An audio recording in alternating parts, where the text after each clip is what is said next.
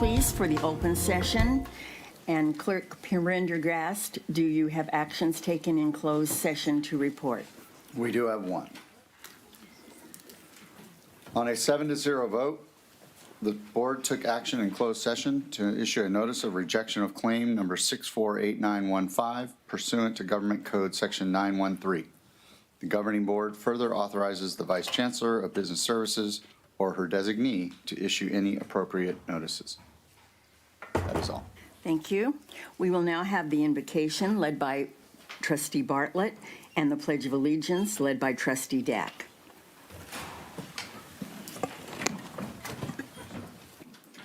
Good evening, everyone. I hope everyone enjoyed their time off in December for the holidays. As we start a new year, I think it's so important to count our blessings for all that we have. We are so fortunate to live in a country where we have unlimited opportunities if we apply ourselves. The chance to enrich our lives with education, music, religion, fulfilling careers, and family. It is easy to take these things for granted because we're so accustomed to the freedom and ability to choose. It is easy to get caught up with our day-to-day lives, and sometimes we overlook those right around us. We forget to smile and say a simple thank you. So as we start this new year, let's not only work hard on our personal and professional goals and objectives, but take a moment to enjoy time with family, friends, loved ones, and coworkers, and to show that we care and are ready to lend a helping hand at any time. A few positive words and gestures can go a long way and make someone's day special and memorable. And they take that and pay it forward, and one by one, we make the world a better place.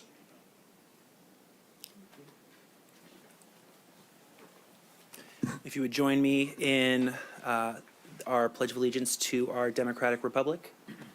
I pledge allegiance to the flag of the United States of America and to the republic for which it stands, one nation, under God, indivisible, with liberty and justice for all.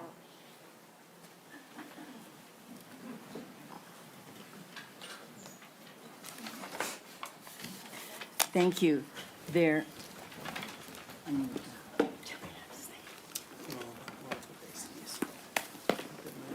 Okay. We do have several public comments, and I've got this on right. Sorry. And I would remind you that the time limit is 2 minutes, and we will be enforcing that. First, please, Erlene Ballo.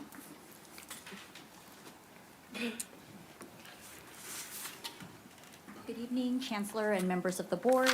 My name is Erlyn Ballo, and tonight I'm addressing you in public comments as a private citizen and resident of Mission Viejo.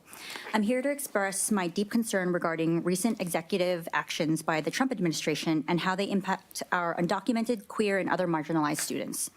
Executive orders targeting birthright citizenship, LGBTQ+ rights, and diversity initiatives foster fear and uncertainty.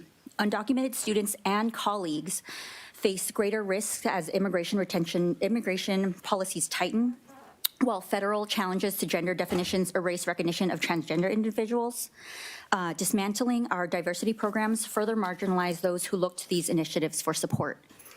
Unless we actively combat it, this messaging from our current administration will not only create fear and uncertainty in our students, but also may create what students perceive as unwelcoming and unsafe learning spaces in our very own halls. The effect of these actions runs counter to our goals of providing environments that promote learning, growth, and success. Now more than ever, our district must take a stand. I urge the board to issue resolutions that reaffirm policies protecting undocumented and LGBTQ+ students.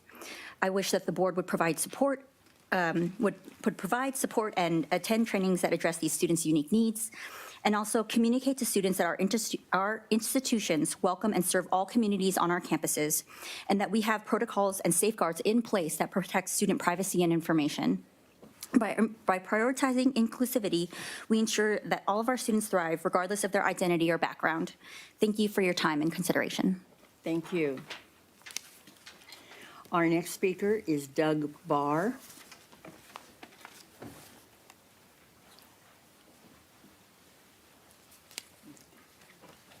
If I don't use my full 2 minutes to get into the paper.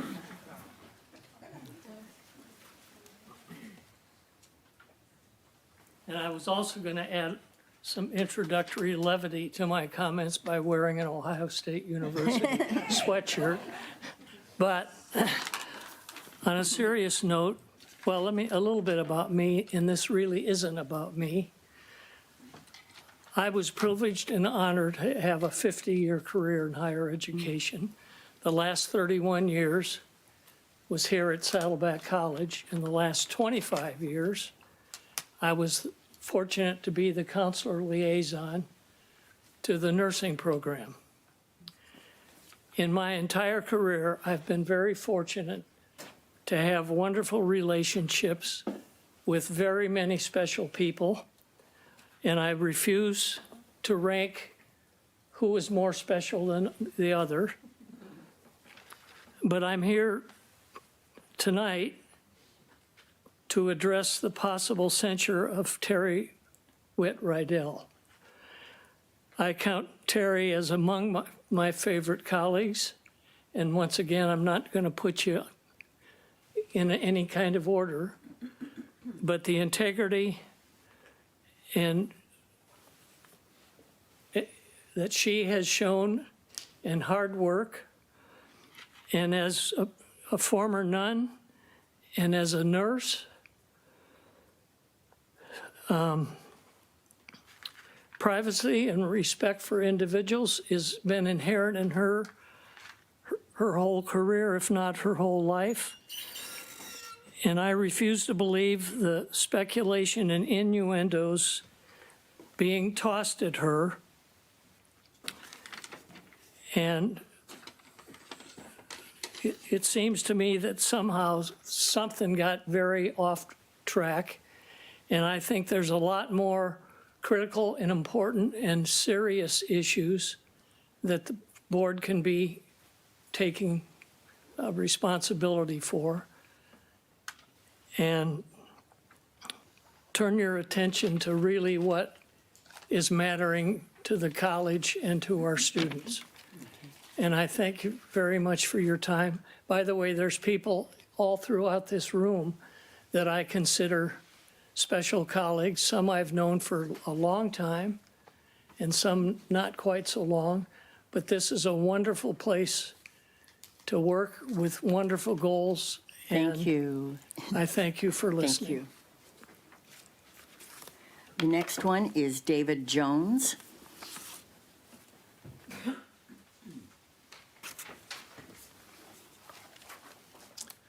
Good evening, everyone. My name is David Jones. I am a United States Marine Corps veteran, a reentry student, and currently pursuing an associate's degree in health science with the goal of achieving a bachelor's degree in nursing.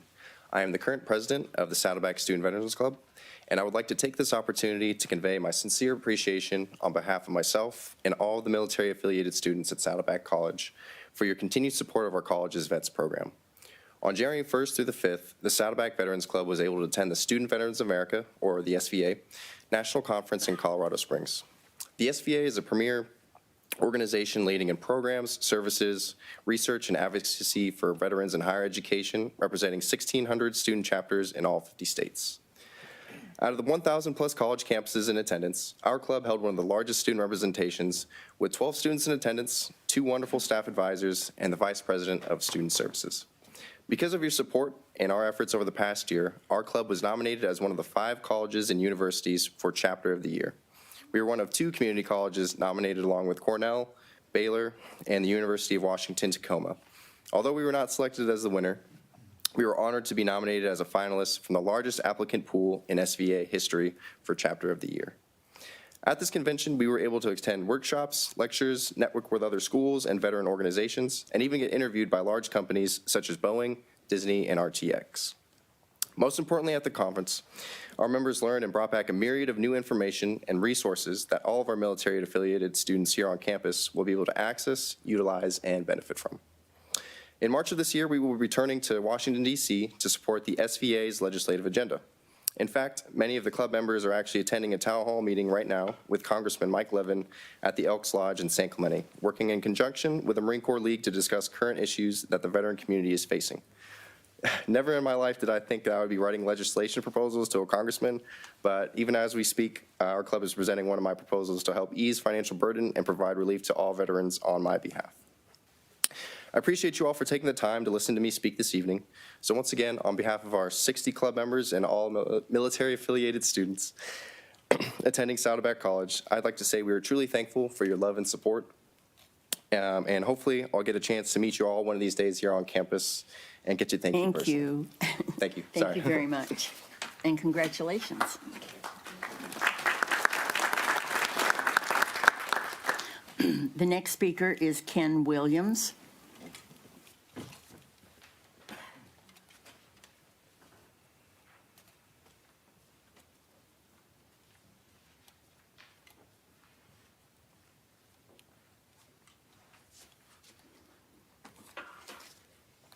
Good evening. It's a pleasure to be here. My name is Dr. Ken Williams. I am currently the president of the Orange County Board of Education. It's a pleasure to be here and to speak to the great trustees of this wonderful district. To begin, I just want to make a comment, Mr. Ryan Duck. This is not a democratic republic. It is a constitutional republic. I also want to express the concern and the future reach out by our district to work with this particular school district on establishing a medical assistance program for our career technical education. I've already begun discussion with the Rancho District, and we will have this medical assistance program for those children who are in high school who want to go to nursing school, medical school. So it's a great deal of enthusiasm. As a physician, I get to introduce this to Orange County. Lastly, I'd like to talk about the concerns about redistricting. It's a little confusing as to the reason why you want to redistrict. Back in the fall of 2022, this board chose to stay with Plan 3, which was to keep communities together. And it looks like you want to keep communities together, and that is a good thing. Why would you want to redistrict? Well, it looks like externally that it is more of a political endeavor, and that it may not be because you want equal representation. For those who will continue with the possible vote to redistrict, the fee will be about $75,000, as your chancellor has documented in the public documents. And those of you who vote for it, you must be cognizant of the fact of that's a waste of taxpayers' money, and it may invoke litigation as well as a recall of the individual board members who do it for pure political motives. Thank you again for the opportunity to be here. You do a great work for the community. Okay, next we have board reports. Can we just go down? We don't have to go in this order, right? Oh, you could do it anyway. Oh, okay. Why don't we start with, can we start with student trustee? We usually do the trustees first. Yeah, we can start with student. Okay. Thank you. Good af, No? hello. No? Just kidding. Oh, this is the order? Okay, then I'm first. Sorry. I'll be quick, as we have a lot to do this evening. I loved the two meetings that we had to open the colleges, the opening day. I always like it, but this year in particular, I think they were really excellent. I liked the student panel, of course, and something that has been important to me as a communication major and a 40-year teacher is that I really appreciate in-person learning. I understand the advantages of distance learning, but I really appreciate the teacher and the student being in the same room together. And all of those students that reported had eventually kind of come back for various reasons and talked about connection, and I think that was really important. I liked that. And then at Irvine Valley College, I really liked the way that she took so many important ideas about success and put them in such a simple but easy to understand, not easy to do, but easy to understand. She talked about, first of all, we wanted to have access for all students. And then we added to that to have completion. And now more than ever, I believe, that we are talking about success after the student leaves us. So that's what we're about, and it was so simple, and she was really an excellent, excellent teacher. On Thursday, Trustee Bartlett, Trustee Dack, and I are going to Sacramento to talk to some of our legislative friends. And I'm looking forward to that, as I know that they are too. And these are the opportunities to tell the story. Sometimes people are new and they just don't even know much about community college. So tell the story and ask for their help where that's indicated. So I'm very happy to be doing that. Thank you. So let's have now Trustee Dack. Thank you, President Inman. So I'll keep this brief. I was fortunate enough to attend Saddleback and IVC's opening session on January 7th, and I just want to say there was an excellent student panel that at the Saddleback opening session that was hosted by President Stern. So I appreciate you giving us some student perspectives, and I hope to hear more from those students again soon in the future. I'd also like to share that the speaker at IVC's opening session was excellent as well, and I think opened a great dialogue on what can be improved in the community college system. And I was very appreciative of both those very different but still very meaningful opening session kind of conversations that were being had. And that is it for me. But beyond this, my thoughts are with those that are in LA with the fires that have been occurring. It occurred after our last board meeting, and I know that many in this community have family members that were affected. So my thoughts are with those that have been affected by the fires. Thank you. Trustee Prendergast. Thank you. I don't have anything to report attending, but I would like to reiterate Trustee Dack's concern and condolences for the people affected by the fires in LA, and now looks like down in the San Diego area as well. Not as severe at this point, but still concerning. That's all I have. Trustee Jamal. Thank you. I'll be brief. I did attend the Saddleback College President's opening session, at least part of it, and I thought it was well done, like the other trustees have said. Dr. Hernandez, IVC community, sorry I was not able to attend this year through other work-related issues. I could not be there, but I heard great things about it. And then as my two colleagues to my right just mentioned, the wildfires in Los Angeles are terrible, were terrible. I know that I've had dozens of friends and colleagues who've been either displaced or had their entire homes or part of their homes burned down. It's in the hundreds because of the other work I do. I know a lot of people who live and work in Los Angeles. Yes, thoughts are with them, but now it's time for action. I know probably many in this room have taken the opportunity to make donations and then work towards recovery because it's far from over. There's lots and lots of things that are going to go on over the next few months related to permitting and construction and insurance issues. It's far from over, in addition just to the emotional devastation. So, and I know the California Community College Foundation, I believe, has been fundraising, doing relief efforts as well. So thank you. Trustee Bartlett. Thank you. So I wanted to attend the Saddleback and Irvine Valley College opening sessions. I was really sick that day, under the weather, but I was there in spirit, and I did, they sent me the link, so I was able to view it online and look at the live streaming, and it was really very, very impressive. I tell you, our students with the panel, they are so engaged and very vocal. You don't have to tell them, got to hold back a little bit. They just go for it, and they tell you what's on their mind. And I thought that was really refreshing because they just tell it like it is. And again, I also agree with my colleagues. I know the wildfires have just been terrible, and we're doing a lot in Orange County. Our Orange County firefighters have been going to Los Angeles on a routine basis for mutual aid.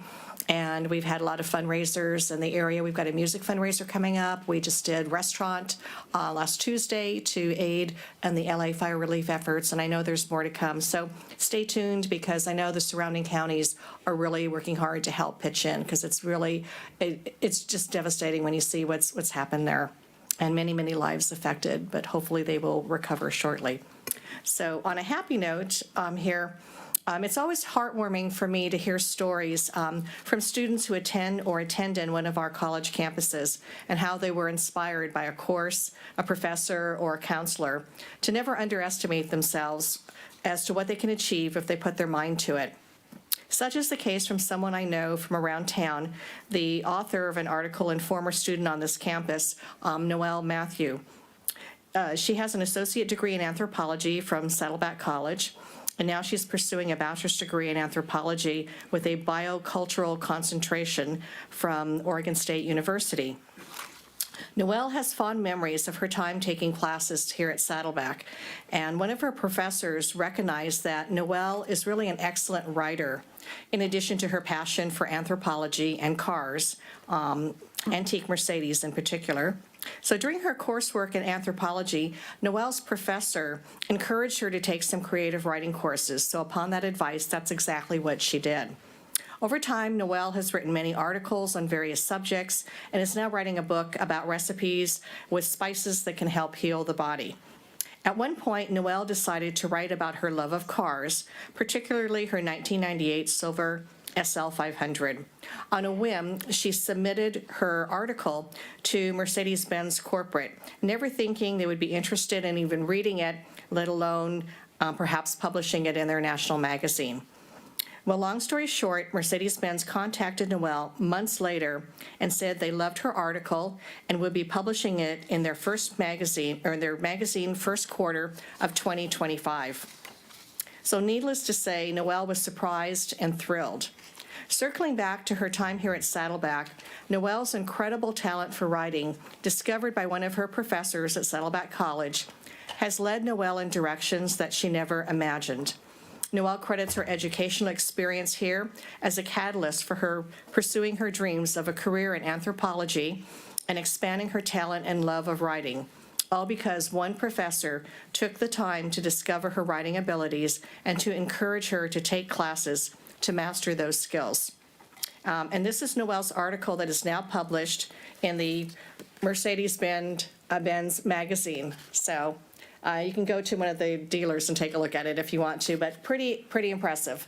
And it all started with that one professor that gave her the courage to pursue things in directions that she never thought she could do. She never thought she'd be an author or a master at writing articles and things. So great job to our faculty, staff here, and administration, and everyone engaged, because it takes the team to get a lot of things done here and to inspire students. And I think that's something that everybody strives for here every day. At least that's what I've seen personally. So thank you. Thank you. Trustee Milchiker? Yes. So Professional Development Week, as many spoke about, is held the week before classes start, and it provides an invaluable opportunity for administrators, professors, and classified professionals to connect, share their best practices, and prepare for the semester. And I never miss the President's opening sessions, which are always insightful and inspiring. This year, President Stern at Saddleback College hosted a panel of students, giving us a firsthand look at these students' challenges and achievements. Students juggle full course loads, work full-time, and face so many personal struggles, like losing loved ones during the semester. They express gratitude for resources such as counselors, success coaches, tutoring centers, and student mentors. They learn about this primarily via their professors. They don't do email much, but that's how they learn about it. A standout idea from President Stern was to include a warm, welcoming message at the top of the syllabi and to prioritize direct engagement with students.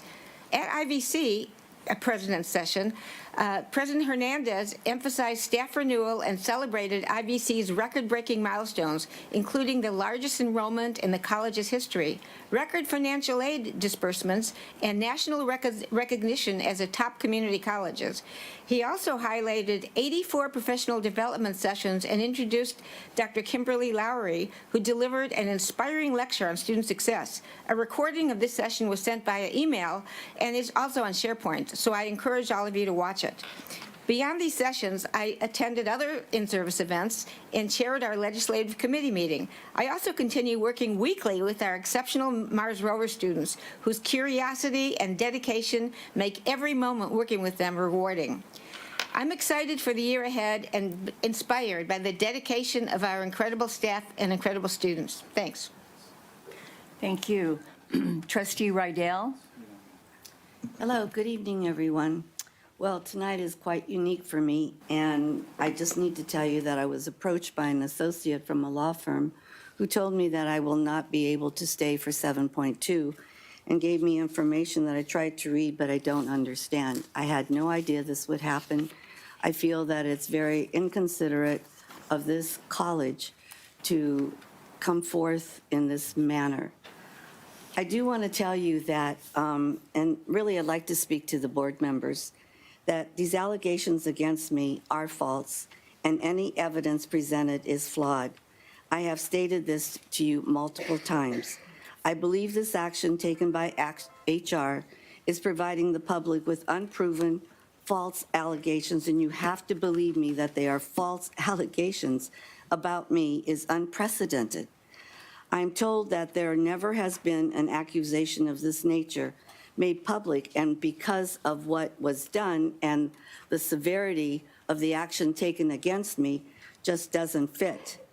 And I believe that this proposed penalties are very severe.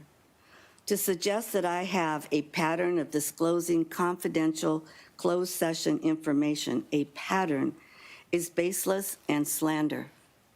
Since I have been provided with new allegations only in the last few days and a resolution outlining serious actions, I am unable to comment further until I seek legal advice, but I will fight until I am cleared of these charges and my reputation is restored. I want to tell you that I've started my own investigation and my own forensics, which is not cheap. I asked the Board of Trustees to postpone the action for tonight, not to vote on this.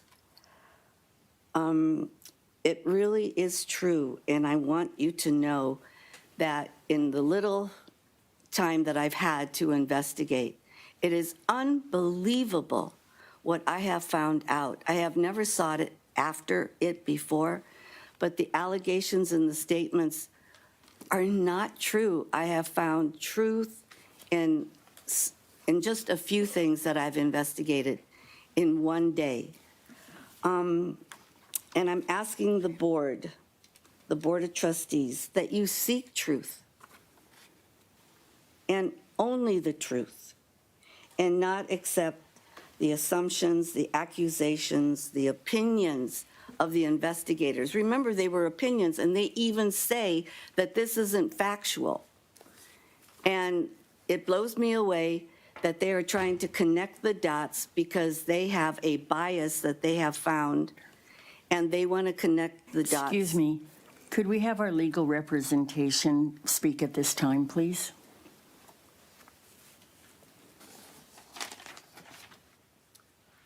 President Inman, Honorable Board, my name is Matthew Wang, legal counsel.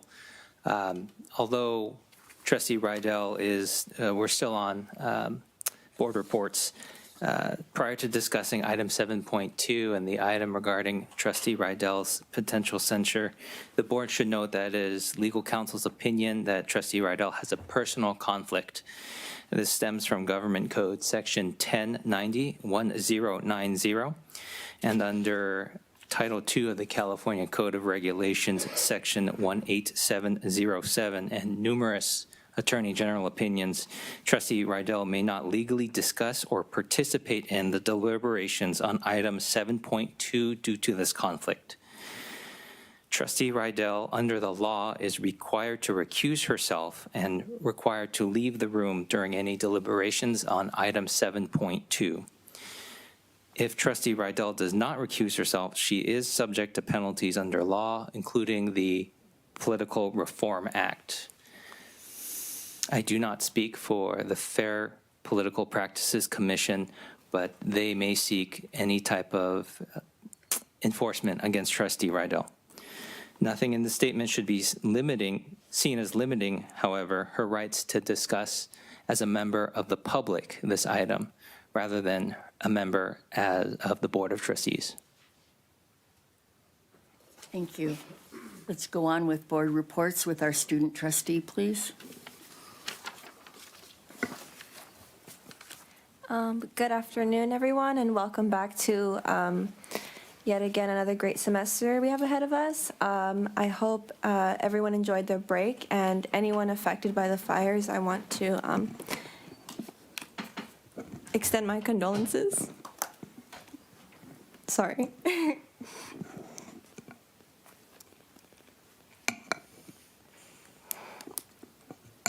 It's kind of hard to communicate this.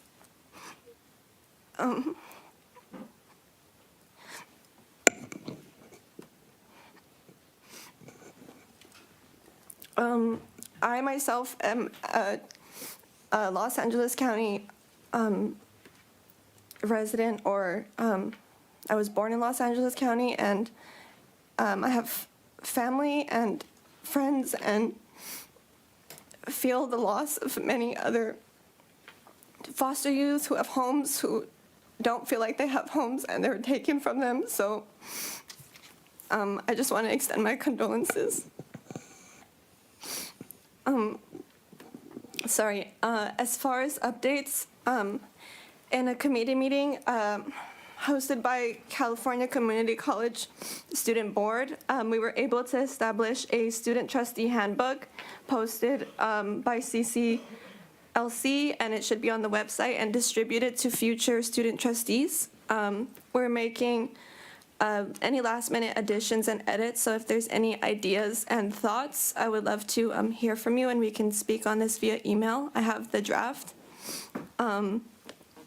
We also have 2 weeks left to turn in scholarship applications, so I'm doing my best to encourage everyone to apply for those. And if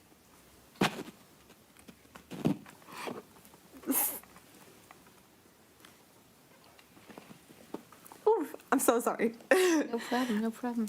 If there's any recommendations that you would like to see from me as a student trustee, I'm open to suggestions, and please feel free to contact me via email. Thank you. Thank you very much. Let's go on to the Associated Student Government reports.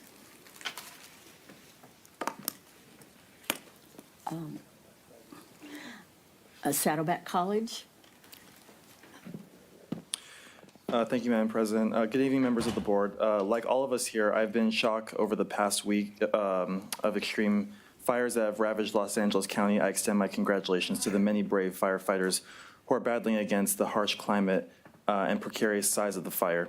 As a student leader here at South Orange County Community College District, I wanted to act. I have instructed Associated Student Government to set up a drive to give aid to the community colleges affected by the Eaton and Palisades fires. We are in communication with those colleges to hear what they specifically are in need of to maximize our effort. We are also looking to raise funds by broadcasting the Fire Aid concert here on campus.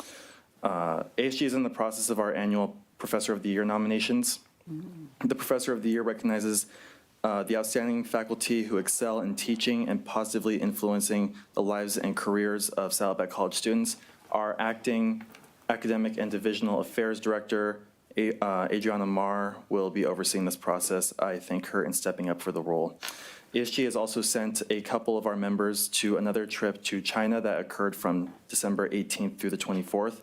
The trip includes visiting the Great Wall, touring history and cultural museums, interacting with local Chinese students in high schools and colleges, and participating in cultural classes. This is a program which I have participated in the summer of last year, and has opened up a lot of students to the enriching culture that China has to offer. I commend Dr. Angela Yang and Professor Anthony Cezurek for leading the new delegation of students.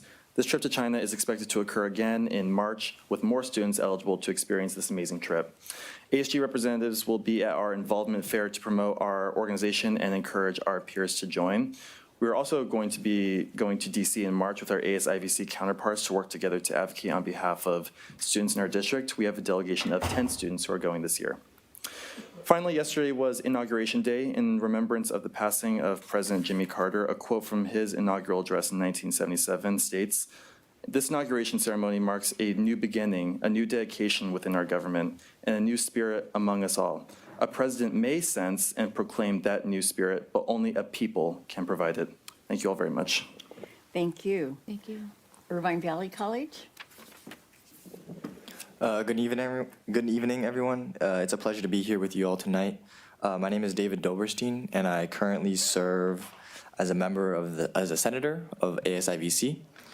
I will be giving the ASG update on behalf of the president due to class conflicts. Thank you.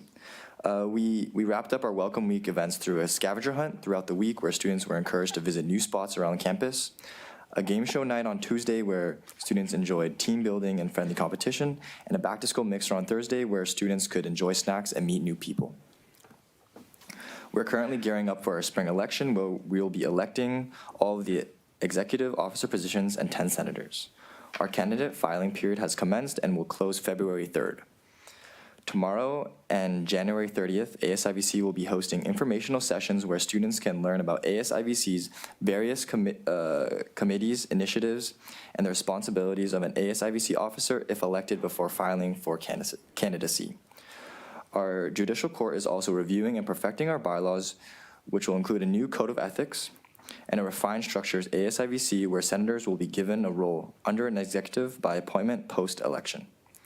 Lastly, we will be hearing from a group of IVC computer science students at our upcoming legislative meeting to hear their proposal for the implementation of an ASIVC funded and sponsored hackathon, an event where teams will compete to build a project with a given prompt and will be ranked based on various factors at the conclusion of the event. And with that, this concludes my report. Thank you all. Thank you. Can we have the Academic Senate from Irvine Valley College, please? Thank you. I'll be quick with my updates. I primarily wanted to say thank you to those of you whom were able to attend our Flex Week presentations. It was great to see you, and it's, again, also nice to see you spending time in the colleges and hanging out with the faculty, our students, and our classified professionals, so thank you. And also, I wanted to say that we also extend our heartfelt thoughts and support to our extended community at Pasadena City College and Santa Monica Community College. I know that at Santa Monica Community College, 18 faculty members have lost their homes, and our students and faculty continue to face tremendous losses. So we stand with them in solidarity with them during this challenging time. Thank you. Thank you. Saddleback College Academic Senate? Thank you. I just wanted to be brief and take this moment to give accolades to our curriculum team at Saddleback College, Michelle Duffy and Stephanie Dialto, that have undergone or are undergoing the Common Course numbering changes. And in math, we've had, which is what I teach, we've had a variety of courses that have undergone the Common Course numbering, and they've been more than helpful, sometimes getting little guidance or changing guidance from the state. So kudos to them. Beyond, excuse me, beyond that, I have nothing else. Thank you. Thank you. Faculty Association? Hello, good evening. I'd like to start by just thanking Charla for kind of expressing some of those concerns, not only of just human beings, but especially for students as they're going through some of these things. Often I think we forget some of the individuals that are kind of less fortunate, not able to kind of quickly react and then recover from things like this. And I think students are one of those groups. As far as my specific comments, I wanted to focus on two critical issues for the district, that of working conditions for faculty and valuing its employees. At its core, higher education is meant to be a place of open inquiry, where diverse perspectives are debated, challenged, and refined. For students, this means having the freedom to express their ideas without fear of retaliation or censorship. But equally important is the right of educators to teach and foster critical thinking in an environment where they are free to engage in honest, sometimes controversial discussions. Faculty are on the front lines of protecting this essential freedom. The Faculty Association will vigorously advocate for the academic freedom of the faculty, ensuring that educators have the ability to teach, research, and speak freely without the risk of administrative overreach or political pressure. We strongly believe that this freedom allows faculty to provoke thought and to explore complex, often difficult topics that will shape the future of our society. Lastly, I would be remiss to not express my concern over the impact of changes that have recently impacted our faculty due to the PPO pharmacy plan changes. In a time when faculty were preparing for the spring semester, a change to the PPO pharmacy plan was rolled out and has been both financially and stressfully impactful to our faculty. These changes were undersold and inaccurate to the Faculty Association, and although the district has begun working to address these concerns, much more needs to be done, and as soon as possible. Thank you. Thank you. Irvine Valley College Classified Senate. Good evening, everyone. I just have a short report. So we're busy organizing gathering of the senates currently. That's when we are going to be welcoming various leaders from different classified senates from different community colleges around our region. We're going to be hosting that on Friday, February 21st. This will be an opportunity for the senates to discuss classified professional engagement and empowerment, AI in the workspace, and where we will actually be able to share and showcase the work of our IVC Classified Senate. We're also pretty excited with the collaboration that's been happening district-wide. We're busy planning Classified Day, so we're thrilled to be working alongside our Saddleback Classified Senate colleagues, as well as our CSEA union leaders. It will be on Tuesday, March 18th, and with this year's theme, our theme is rooted in our why, and remembering why we're here as classified professionals. We finalized most of the logistics and sent out save the dates to all our classified professionals district-wide, and we can't wait to see many of them participate. Lastly, March 18th, sorry, did I say something different? Oh, sorry. And lastly, I want to give a huge shout out to Angela Mahaney, Jessica Rojas, and Haley King, who's actually next to me, who did an amazing job organizing the IVC welcome booths during the first week of the semester, helping students find their way across campus. And also a huge thanks to all the classified faculty and administrators who volunteered their time during Welcome Week. Thank you. Saddleback College Classified Senate. Good evening again, Chancellor and Trustees. While the Classified Senate general meetings have yet to start up here at Saddleback, I'm happy to report that our executive team has pre-planned several events for the spring 2025 semester to support the professional development of our classified employees at Saddleback. At the beginning of February, Dr. Casey Cooper, our VP for Equity and Inclusion, will lead a session in partnership with our Student Psychological Services Director, Lisa Shinitsky, and Emma Lenny, to support on supporting students who are stressed and helping to de-escalate those situations. In March, we're also supporting with the district-wide efforts for Classified Professional Development Day. And in April, our event will focus on leveraging district-provided technology along with artificial intelligence to improve effectiveness in our work, but also support connectedness with our colleagues and our students. Yeah, that's it for today. Thanks. Thank you. California School Employees Association. Good evening, Board of Trustees, Chancellor Barnes, and everyone attending this meeting in person and online. I would like to start by wishing everyone a Happy New Year. My name is Haley King. I'm the first Vice President for CSEA Chapter 586, and I'm filling in tonight for our new CSEA President, Desiree Ortiz, who is unable to be here tonight due to bereavement. Firstly, on behalf of CSEA Chapter 586, I would like to thank Scott Ferguson Green for his 12 years of service as our chapter president. Thank you, Scott, for all you have done to support our chapter. I would also like to give a shout out to IVC staff who were all hands on deck when the power went out at Saddleback a few weeks ago. IVC's IT staff provided supportive services for their Saddleback colleagues as SDG&E worked to restore power. This is one of the many examples of the great collaborative work our unit does daily to ensure we can all provide quality supportive services for our students. I would also like to congratulate Robert Flournoy, who is the recipient of the IVC 2025 Celebrating Excellence Classified Staff Award. Congratulations to Robert for the recognition of the community service he has done during the almost 30 years he has worked as a custodian at IVC in his mission to feed those in need one county at a time. Our classified staff are off to a great start this semester, including helping at the campus welcome booths. Our staff came in before the sun rose last week when it was sometimes 42 degrees outside to make sure that the booths were open at 7 a.m. to help our students. They also stayed late into the evenings to make sure that there was always someone there in order to provide the support that they needed. Last week, over 5,000 students were helped at both campuses, meaning over 1,200 students were helped each day at each campus. Looking forward, I'm also on the committee that is working on Classified Professional Development Day with Erlyn and also with ACE, and I'm very excited with the work that we're doing.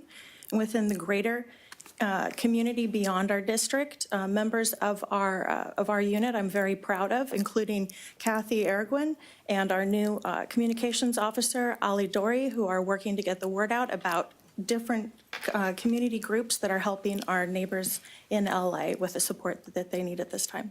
Thank you.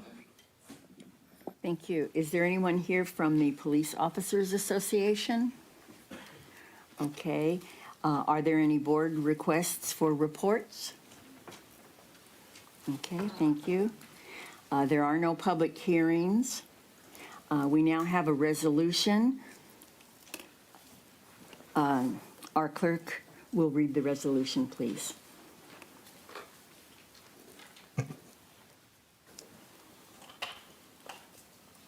In recognition of February as Black History Month, whereas the Board of Trustees encourages the entire SOCCCD community to participate in educational events, activities, and discussions that honor the legacy and ongoing contributions of African Americans. Therefore, be it resolved that the South Orange County Community College District Board of Trustees hereby recognizes February 2025 as Black History Month and encourages all members of the community to join in celebrating and honoring the achievements and history of African Americans. May I have a motion and a second? So moved. Second. It has been moved by Trustee Jamal and seconded by Trustee Dack. Is all time to vote? Sorry.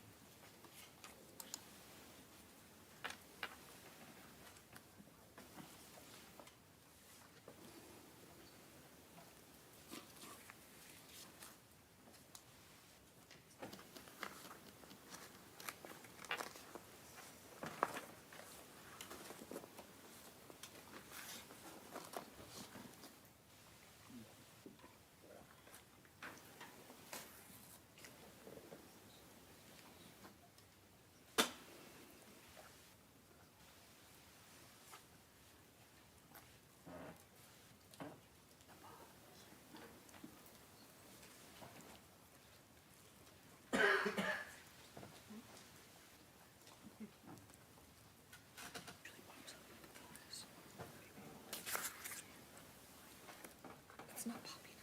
It's not popular. No popular. Not displaying. Yeah, it's not displaying. She needs to see the vote. She needs to see the vote. It's not She does, but it's an advisory vote. the results. I think She gets to make a second motion, and she votes for this. she's not seeing the vote. Except I'm a little confused on what she's not supposed to vote on, but she's not supposed to vote. Yeah, on one's person for a that- presentation. Because she's not privy to what's going on in person. There. Shows it on the other. Really? Unless this pops up. No, it's not an They're advisory. switching me out of. No, that's not. No. She's elected by the think school. so. Go back. She's not elected.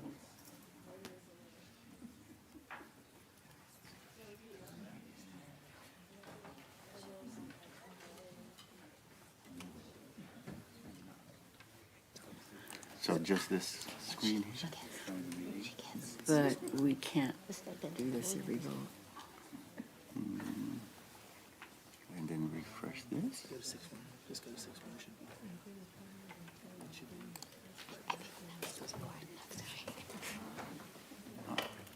So you can read the roll now. Can they tell it to us? Oh, here comes the boss. No, it's not.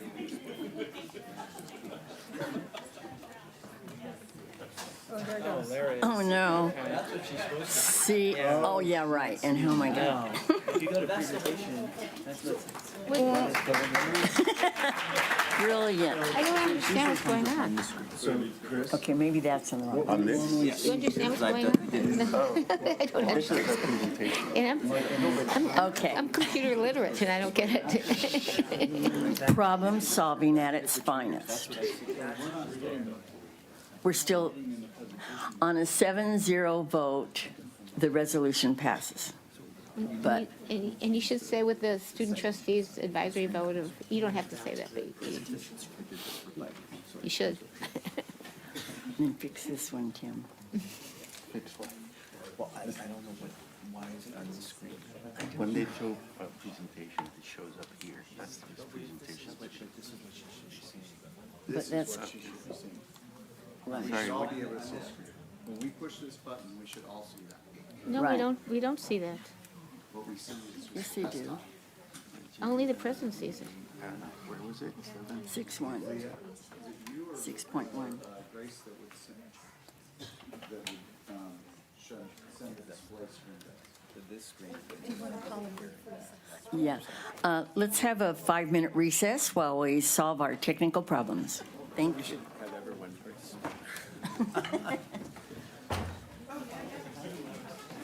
It was so sad what happened in LA.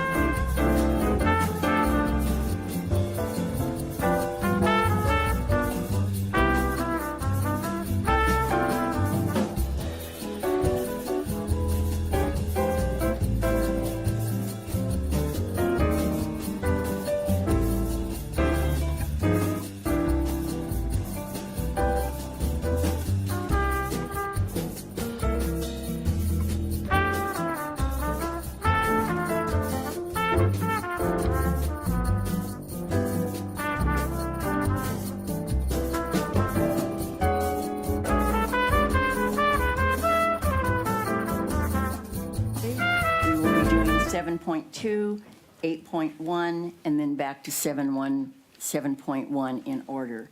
So the next item, 7.2, concerns BP 2715 Code of Ethics, and specifically the censure of Trustee Terry Rydell.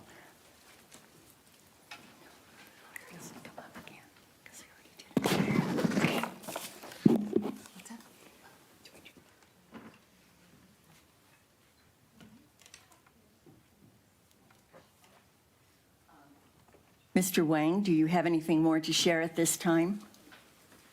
Thank you, President Inman. Again, Matthew Wang, legal counsel, reiterating the same message. Prior to discussing item 7.2, the board should note that Trustee Rydell has a personal conflict under Government Code Section 1090. For the record, I do not see her in the room right now. Under Title II of the California Code Regulation, Section 18707, Trustee Rydell may not legally discuss or participate in the deliberations on this item due to her conflict. It appears that she has left the room in accordance with Section 18707. And that is it. Nothing further. I would like to ask the clerk, Trustee Prendergast, to read the resolution.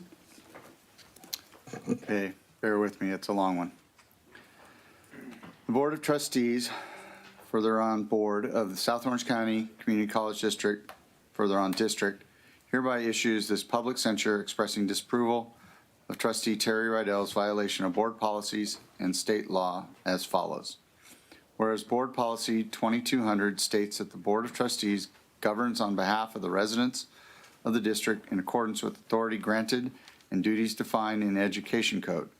And whereas Board Policy 2200 also provides the board is committed to representing the public interest. And whereas Board Policy 2715 requires the board to uphold, implement, and enforce all laws and codes applying to the district. And that trustees must maintain confidentiality of all board discussions held in closed session in accordance with the Brown Act, and recognize that deliberations of the board in closed session are not to be released in public without prior approval of the board by majority vote. And whereas Board Policy 2715 requires trustees to maintain the highest standards of conduct and ethical behavior and adhere to the board's code of ethics. And whereas the Brown Act, Government Code Section 54950, generally requires meetings of legislative bodies of public agencies to be free and open to the public. And whereas the Brown Act allows a legislative body to exclude members of the public and to have a closed session in certain situations. And whereas under the Brown Act, no individual may disclose confidential closed session information without specific authorization from a majority of the legislative body. And whereas a violation of the Brown Act constitutes a misdemeanor. And whereas under Board Policy 2715, a complaint that a trustee has failed to abide by the Code of Ethics or is engaged in other unethical conduct shall be referred to the board president and the chancellor. And whereas under Board Policy 2715, a trustee that fails to abide by the Code of Ethics or engages in unethical conduct may be subject to public censure, defined as an official expression of disapproval passed by the Board of Trustees. And whereas under Board Policy 2715, prior to censure of a trustee, a complaint of a trustee's misconduct is to be referred to the board president and the chancellor. And whereas under Board Policy 2715, upon referral to the board president and chancellor, the board president shall appoint an ad hoc committee of 3 board members not associated with the complaint to conduct an investigation and review the matter. And whereas under Board Policy 2715, the ad hoc committee shall make a report of its findings to the Board of Trustees for action. And whereas under Board Policy 2715, trustees who are found by a majority of the board to have acted unethically or have violated the Code of Ethics may be subject to reprimand, possible exclusion from closed sessions, public censure, referral to the district attorney or for criminal prosecution, or other actions as determined by the board. And whereas a separate third-party investigation, further prior investigation, was conducted in connection with allegations brought forth by a former administrator, hereforth, former administrator. And whereas the prior investigation demonstrated that confidential documents and information had been shared with the former administrator, likely by an individual trustee or executive employee, and whereas Alyssa Jarvis of Nicole Miller and Associates, Inc., from hereforth the investigator, was retained by the district to conduct an investigation into the potential disclosures of confidential closed session information and potential violations of the attorney-client privilege. And whereas the investigator concluded that based on a preponderance of evidence, Trustee Rydell was involved in providing confidential closed session information and investigation reports to the former administrator. And whereas the investigator also concluded that Trustee Rydell was dishonest in the course of the investigation, as the evidence established that Trustee Rydell attempted to downplay her personal relationship with the former administrator during her in-review, and whereas the investigator noted that Trustee Rydell demonstrated a lack of professional ethics by disclosing the results of the investigation, and whereas the investigator also determined that Trustee Rydell's disclosure of confidential closed session information was not an isolated event, and that Trustee Rydell had a pattern of disclosing confidential closed session information to unauthorized individuals. Whereas Trustee Rydell's conduct has failed to meet professional standards for an elected representative and violated District Policy 2200 and 22715 and the Brown Act, and whereas censure by the board is an official expression of disapproval that is authorized when the Board of Trustees determines that an individual trustee has committed misconduct, and now therefore it be resolved that this board finds that Trustee Terry Rydell disclosed confidential closed session information to the former administrator and at least one other unauthorized individual. Be it further resolved that this board finds that Trustee Terry Rydell has disclosed confidential closed session information and violated the attorney-client privilege when she provided the former administrator with a legal memorandum regarding the former administrator's potential discipline during the period of time their interests were adverse to the district's. Be it further resolved that the board authorizes that a summary of the investigation be made public. Be it further resolved that the board also does hereby exclude Trustee Rydell from all further closed session meetings. Be it further resolved that the board does hereby remove Trustee Rydell from all committee assignments and previously granted on December 16th, 2024. Be it further resolved that the board authorizes the board president and the chancellor and their respective designees to refer this matter to the district attorney and/or grand jury. Passed and adopted by the Board of Trustees if there is a motion and a second. So moved. Is there a second?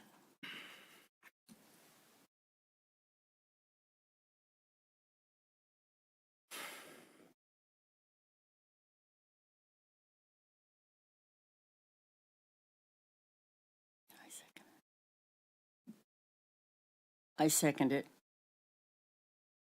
It has been moved by Trustee Dack and seconded by Trustee Inman. Discussion? As I have moved the motion, I would like to add that Trustee Rydell not be able to utilize district resources when it comes to travel and attendance at community college events throughout the state and the country. Is there a second to that amendment proposal?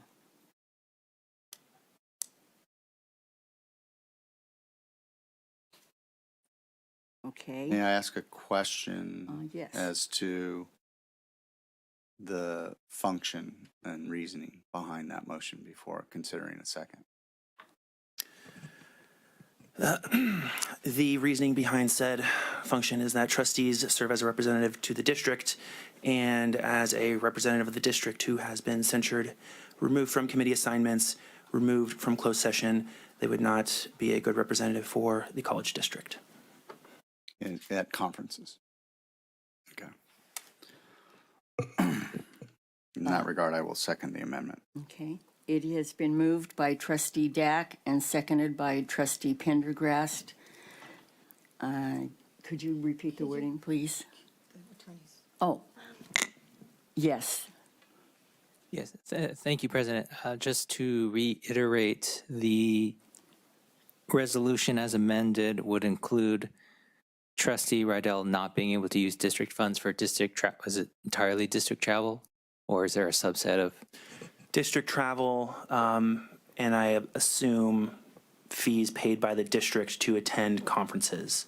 So restriction on the college district paying for anything related to that matter. Do you need any further clarification? I think so, a little bit. If it's categorically, again, travel, that is understandable. But if it's conferences only. I would say both, yes. Okay. Although I'm open to discussion from other board members if they have any comments or questions. Okay, that amendment has been moved and seconded. Is there discussion from any trustees on that amendment? Proposed amendment? Anyone? So I guess on his question, is there any situation where a trustee would travel outside of going to a conference on district funds? I feel like that would be a question for our chancellor. I mean, at this point, there's typically the legislative conferences, but there's also other like trustee annual conferences put together by the California League of California, the CCLC. And there are other miscellaneous state and national conferences that we do put forward for the board's consideration. For example, the American Association of Community Colleges has a national conference, and there might be, So I guess that's my point is, Right. no trustee would ever ask for travel funds if they weren't going to a conference on behalf of the district. That's typically the case. So the implication is if we're not paying for travel and fees to conferences, that's covered, right? That would depend on the board policies and the administrative procedures. We could look into that and respond, but it also, if I may, education is part of these conferences as well. And the board may be interested in an educated member of the Board of Trustees. It might be beneficial to send a member of the board to these conferences, even if they have been publicly censured. Madam President? Yes. So I'm not sure the amendment is actually necessary because I'm going to the legislative conference in Sacramento, and I've been working with the administrative staff, and you've got to put in your request, and you've got to get your travel approved and all of that.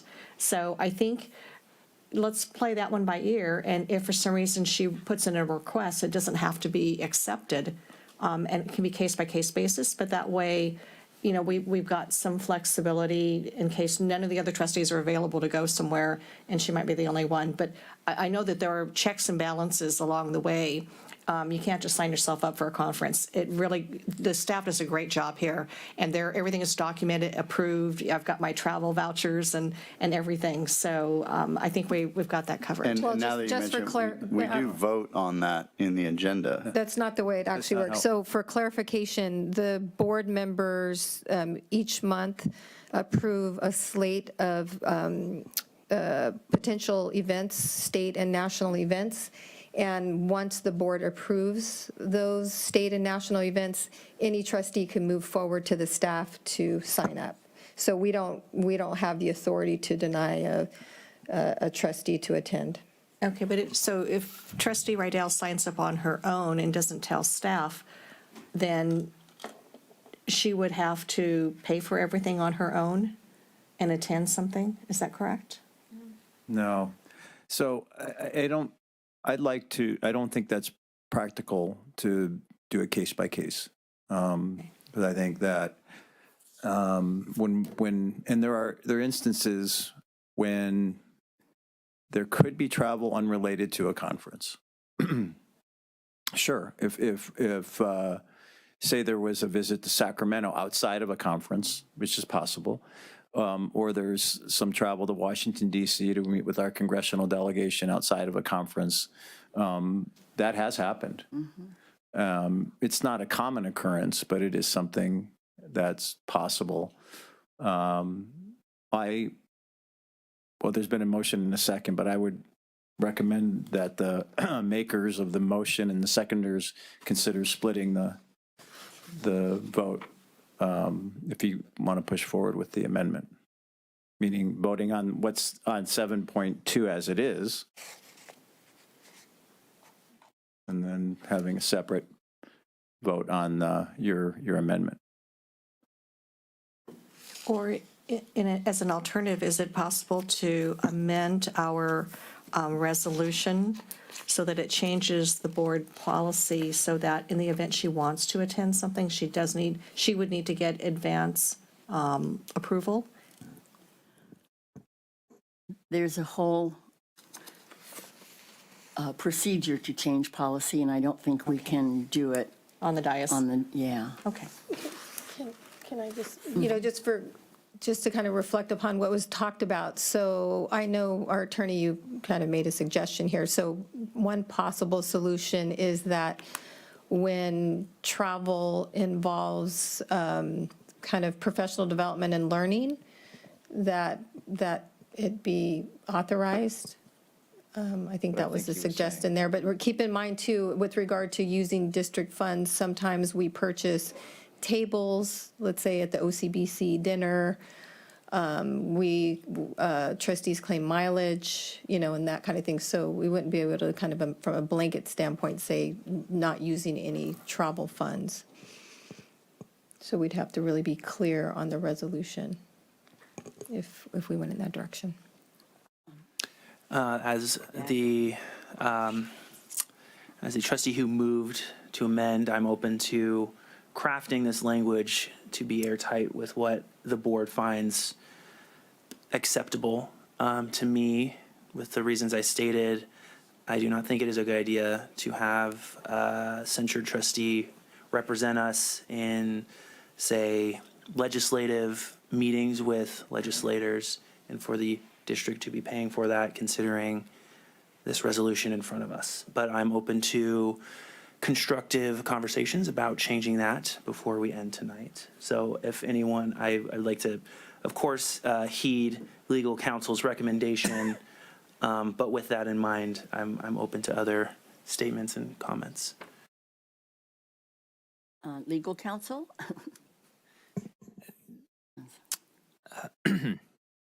There are a variety of different nuances for travel that we would need to discuss for a complete ban. And also, well, let me rephrase.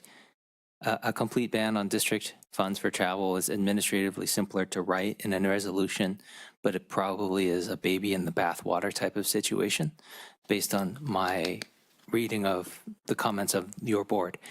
At this point, we think that this issue can come back at a later time if necessary, not necessarily the entire the resolution, but the board can later craft a tighter board policy regarding travel and what it means to use district funds and what are allowable uses, and perhaps distinguish ceremonial versus educational, even though they can be very much intertwined.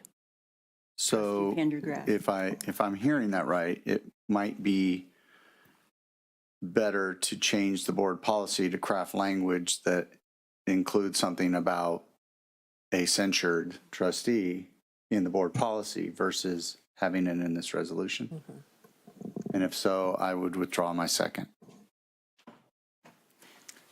I'm also open to amending the amendment to say for perhaps a period of 60 days, in which however long it takes to amend board policy. I don't know. What would the timeline for that look like, Chancellor Barnes?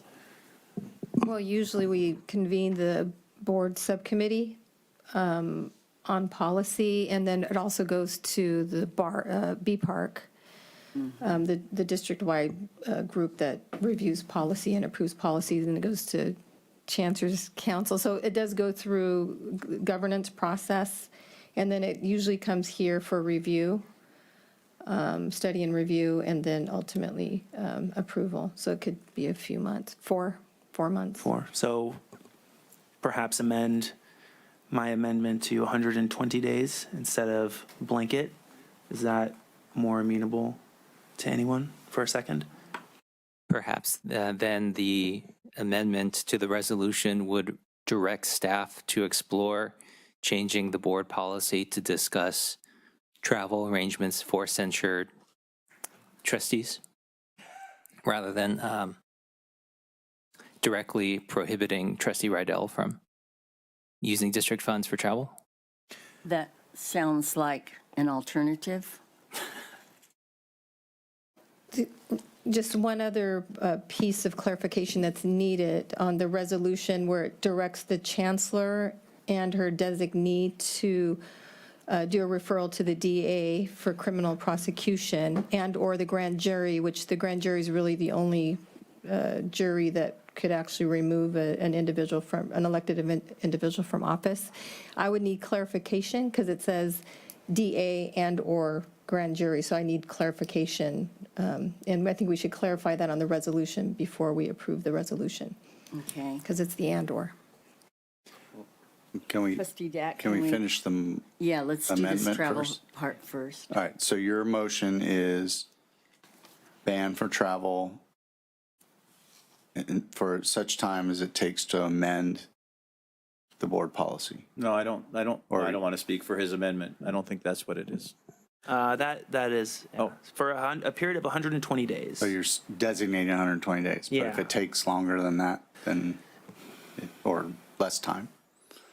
I would, obviously on the back end board policy, I'm not in the weeds on it as much as the chancellor, but I would defer to her when it comes to, would it be cleaner to do 120 days or when the board policy is changed? What would your recommendation be? We can't always guarantee the amount of time. I mean, we're saying about 4 months, but Just clarification here, sorry, Madam President. So, and I thought what our council was suggesting on this issue was to, you said direct staff, but it's staff and the board. We have a board policy subcommittee to work on developing a board policy revision that included what actions the board can take, including, I guess, restricting travel on behalf of the district and district funds if they are censured. I thought that was what was recommended, not that there be a 90-day prohibition, right? I mean, that's what I... What he was saying. Oh, And no, then not... change it to 120. The spirit is, we don't want, at least, I mean, maybe the board disagrees, but my amendment is to say we don't approve of the action, hence the censure, and we also don't want to provide funding for travel and for conferences. But it sounds, according to legal counsel, that it would be cleaner to change board policy on that. But that interim period, I still think does need to be addressed in this resolution, hence my amendment. So whether it's 120 days or until board policy regarding censured members' travel is addressed, the spirit is the same. And I feel like it might be more airtight to say travel is banned until board policy is amended to determine how a censured trustee may or may not be able to travel and use district funds for conferences. I have a question for legal counsel. Adding something like this without researching it as to other policy or civil code, is that a problem? I'm not quite sure I follow. If you're asking whether it's within state law to make a minor adjustment to the resolution, it is within the board's right. Okay, that was my question. Is there any other discussion? Well, you still need a second. Is there a second? No, I have a question. Question? Thank you. In listening to our council, I think it's a lot cleaner to go with the original resolution and then direct the board policy subcommittee to work with our legal counsel to craft what is appropriate and not put any timelines on it, because they're going to work quickly on this. to bring something back, to the full board. But that way, you've got the legal counsel and the board subcommittee, board policy subcommittee, working together to craft something that makes sense. Okay. Any other comments, discussion? Okay, so at the moment, we have a couple of different wordings, possibilities, and no second, correct? Is there a second? What's the motion that's Okay. seconded? Okay, I'll try with the wording. That we have a travel ban until the Staff and Board Policy Committee explore changes in board policy for travel and conferences. No, I think what Trustee, I don't want to speak for Trustee Bartlett, but I believe what she was saying is to, there's a item on the table. Right. That's up, that was motioned and seconded. Correct. And that I don't think we can discuss it, but I don't think we need an actual motion and second and approval to look at the board policies. I mean, it could just be done. No, we're looking for a second on his amended motion. I understand that. So the question is, do we need an amend the resolution at all? And if so, what is the wording of that amendment? I would note if there's no board support for this amendment, I'm happy to withdraw it and pass the resolution as is.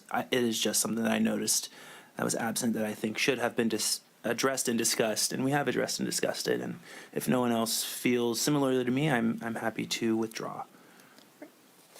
And so Yes, what I was saying was to pass the original, Right. or vote on the original resolution, and then just make a directive for the board policy subcommittee to work with our council, and then come back to the board with an appropriate, at the appropriate time for the board's consideration to see what we want to do.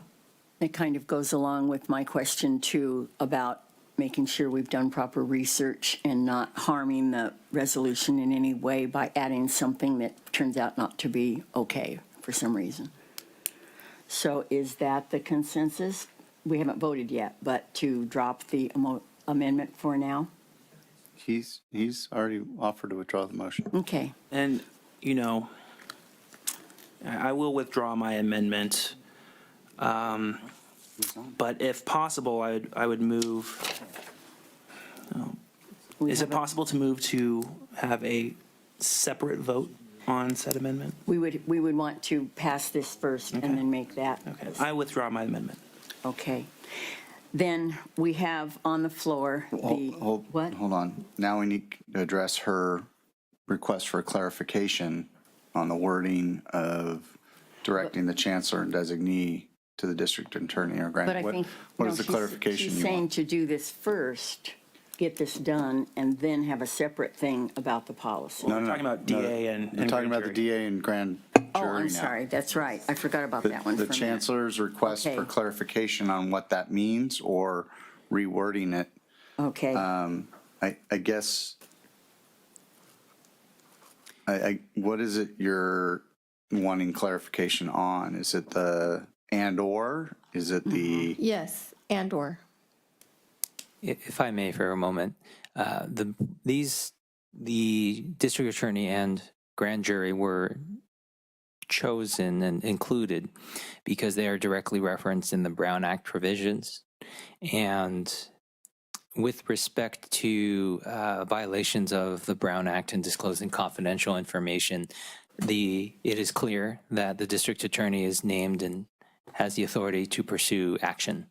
The grand jury is also referenced. There's no particular reason the board could not choose one or the other, and they can choose both.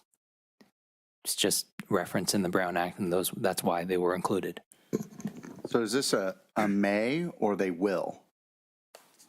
That's the clarification I would want to know. Is this saying that the chancellor and/or board president is going to refer this to the district attorney and grand jury, or that they may refer it to the district attorney and grand jury? As currently written, I think it says authorizes. I'm looking at it right now. Authorizes, so. So they can, but they don't have to. But they don't have to. Correct. Got it. And I do think it's worth noting when we were getting a presentation on this previously, that anyone can refer it to the district attorney. Is that correct? Yes, there are individual. Our knowledge, like anybody could do it. Yes, yes, correct. Okay. And the same with the grand jury. And the district attorney could refer something to the grand jury as well. So probably, do you want us to pick one or the other? I just need direction, because it says the board's authorizing board president and chancellor to refer this matter to the district attorney and/or grand jury, so I would want clear direction from the board if it's or and.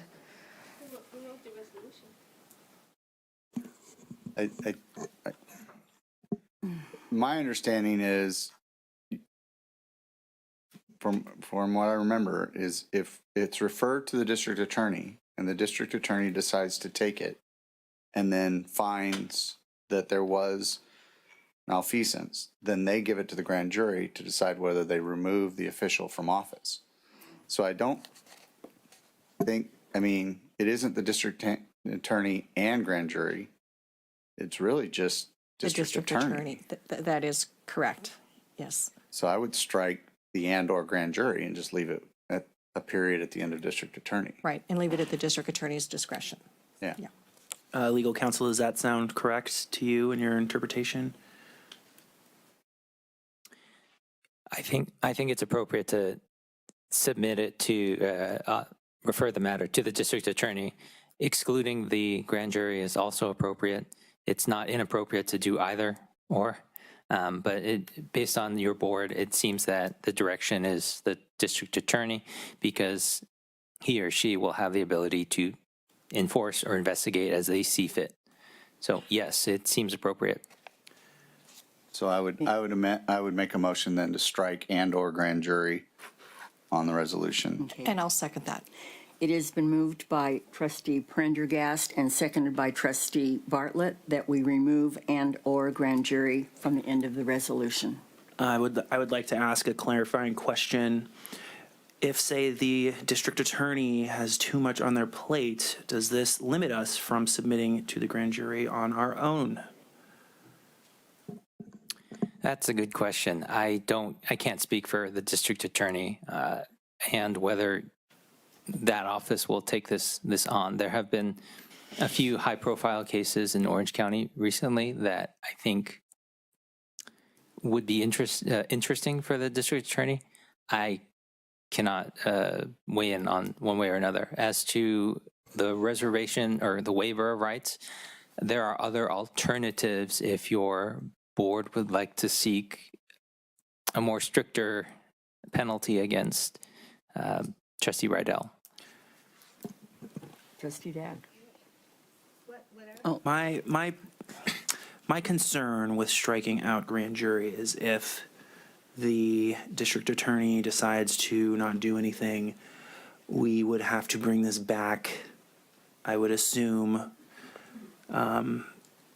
But my understanding is that anyone can refer this to the grand jury. So correct, that's authorized by the Brown Act. Somewhat superfluous, but I don't know. Trustee Bartlett. Thank you, Madam President. I think just keeping it as district attorney makes sense because the district attorney's office, they have not a mandate, but they have the authority and they review things. And that will be good for us to have the DA review it because if they think there's merit, they may take it on and they may also refer it to the grand jury.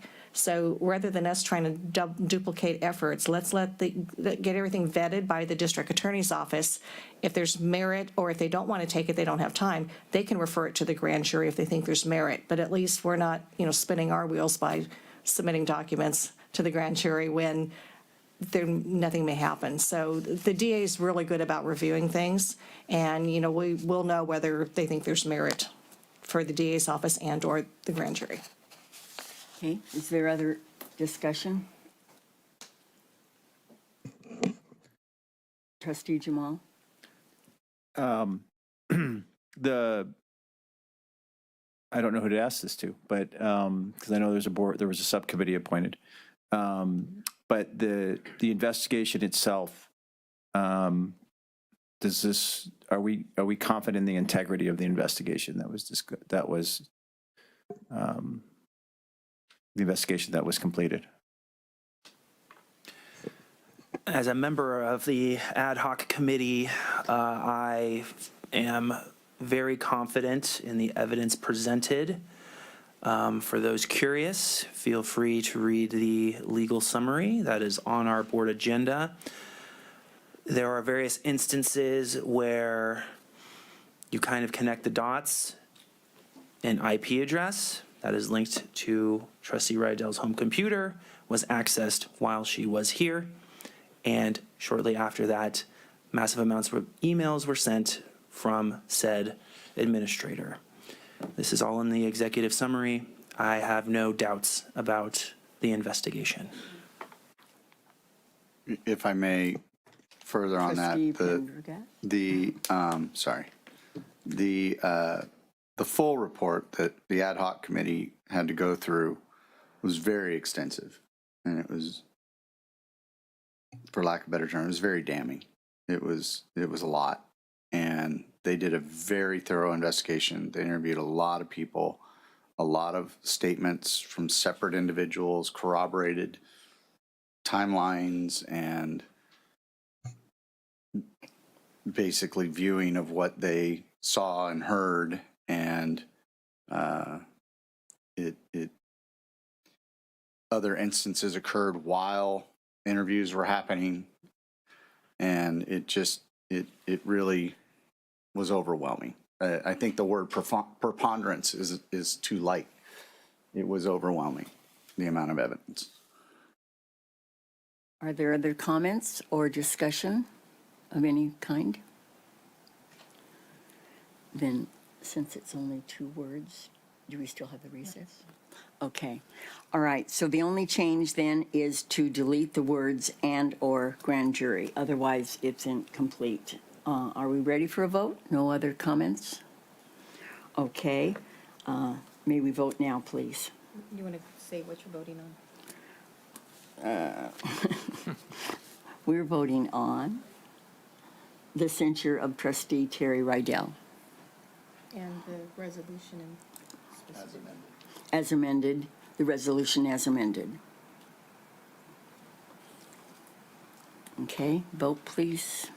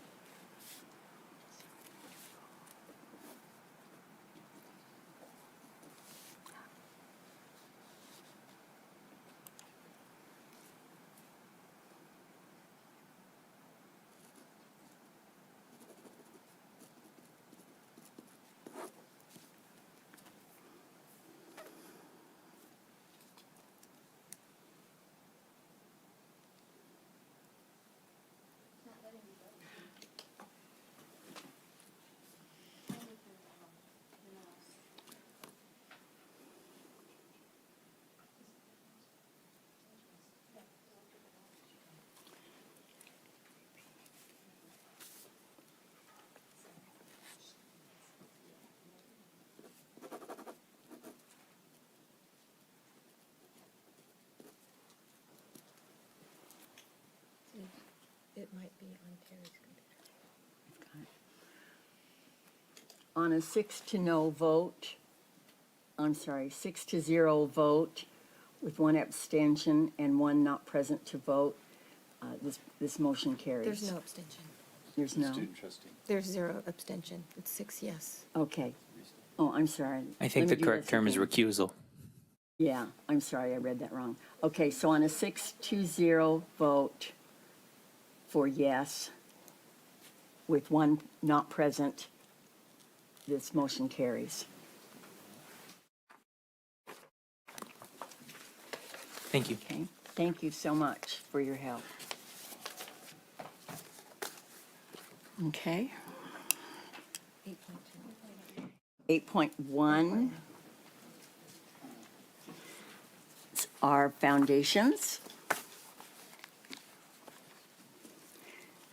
It states Irvine Valley College is first, but that's up to you all, either one.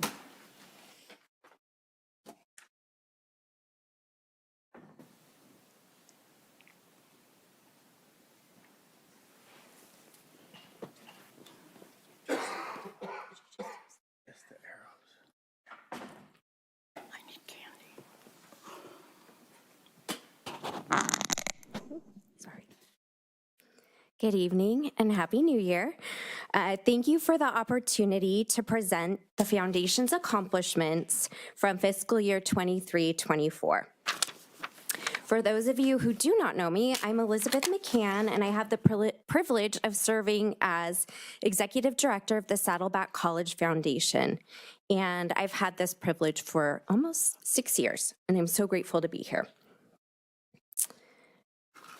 I'm going to start off with Saddleback College Foundation's financial position for 23-24.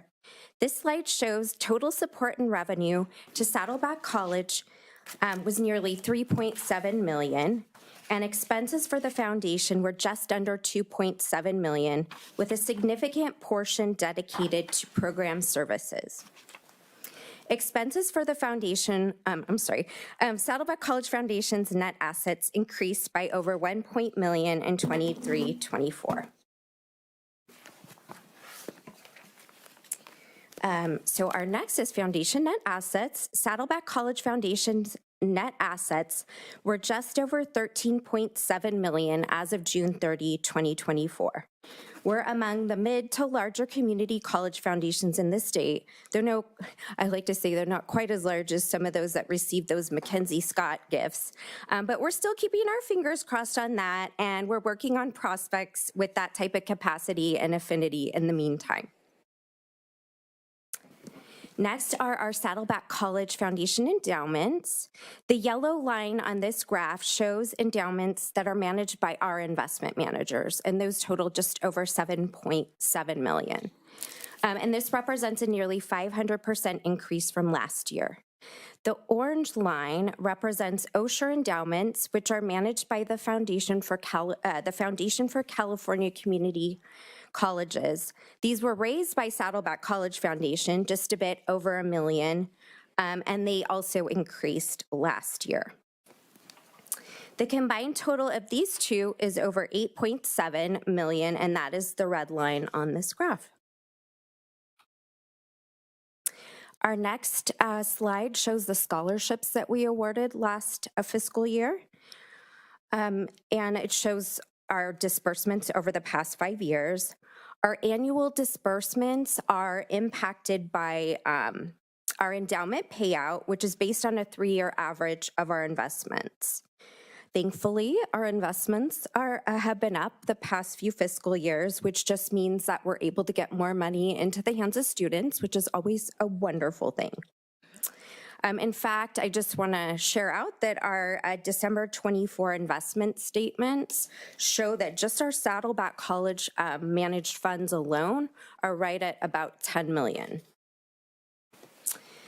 The payout is also impacted by the foundation's responsible disbursement practices that are guided by our investment policy statement and our investment manager's recommendations.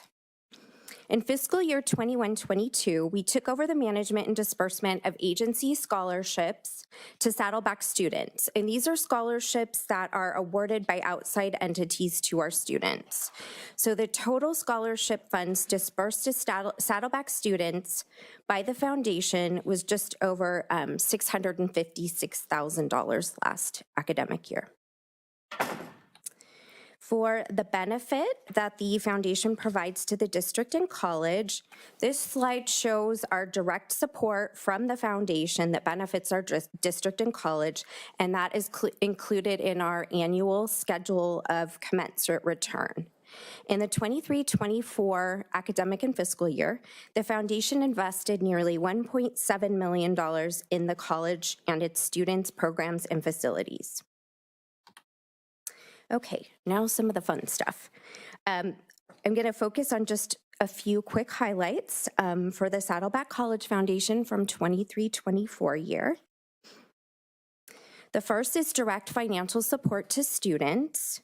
Our annual scholarship ceremony is the event we truly look forward to most often every year. And this is our opportunity to honor the donors who make this wonderful support to our students possible, and also to celebrate our amazing student recipients.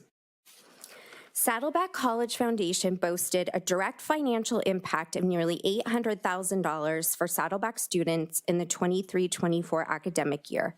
And this support included over $100,000 in direct student monetary awards, over $555,000 in foundation scholarships, over $100,000 in agency scholarships, and then over $42,000 in textbook support.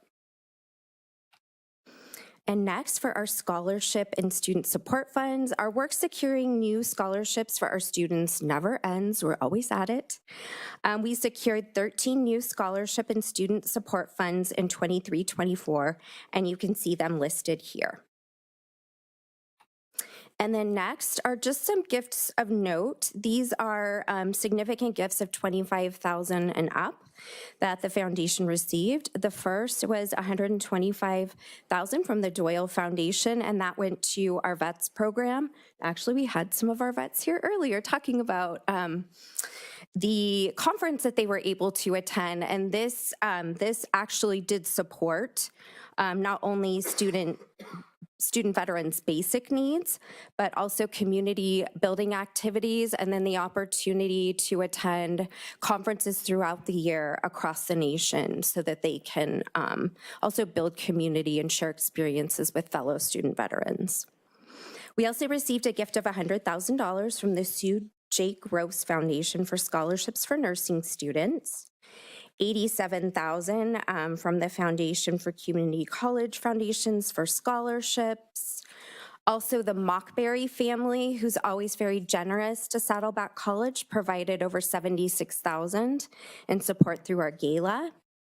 We also received a generous gift from our community partner, Table for 10, and that was in support of Saddleback's culinary arts students. We received a generous contribution from Dr. Morgan Barrows and Anthony Pichardo, which includes a double match from Lenovo, a gift from Saddleback College parents, Holly and Michael Schwartz, in support of our gala, a gift from the Anthony and Carrie Ferry Foundation for $25,000, and then a gift from Trustee Rydell and Rich Rydell to establish an endowed scholarship for nursing students. And we're incredibly grateful to each of our donors. Now, just a brief update on our 2024 gala, Saddleback Shines. Thank you to all who supported and who attended. 2024 marked another record-breaking Saddleback College Foundation Gala. We delved deeper into our partnership with our beloved arts, media, performance, and design colleagues, highlighting the talent of our media technology team with fun newsreels and our students and faculty in Saddleback's big band. And it was a really joyful evening. And I just want to highlight a couple very quick achievements there. We saw another record year in sponsorships. It was our best yet. And in total, we raised nearly $300,000, and we still have a few things trickling in. So I'm very proud of my team and our amped colleagues, and of course, grateful to all of you who supported. We're already planning for this year's big event on Saturday, October 11th. 2025 will mark an important milestone for Saddleback College Foundation. It's our Silver Gala celebration. So when I think about silver, I think of shiny things like chrome on classic automobiles and stainless steel kitchenware and appliances. So probably makes sense that our gala will be at Saddleback at ATEP, where we will be able to showcase our shiny new culinary arts and automotive technology facilities. So please mark your calendars. You don't want to miss it. We're going to create a really special event to mark this milestone for our foundation and our college. And I just want to thank my amazing team, Paula Barrow, Emily Kramer, Andrew Hom, and Dana Taylor. They are a dream team. I also want to thank our dedicated board of directors, and of course, most important, the best boss and college president, Dr. Stern, who we just really couldn't be luckier to have a better champion and leader. And of course, to our Board of Trustees and our district's wonderful leaders and colleagues. We really could not do this work without you, so thank you. And I'm now going to hand it over to my friend and colleague, Alyssa Aransky.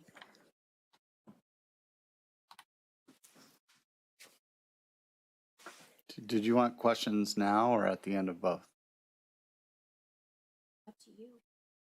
Just Do it now, just while it's fresh. Yeah, just while it's fresh. Is this putting pressure on them to finish the building by October 11th? I drove by it yesterday. It's looking close, but. We have no ulterior motive, no. October's a long time.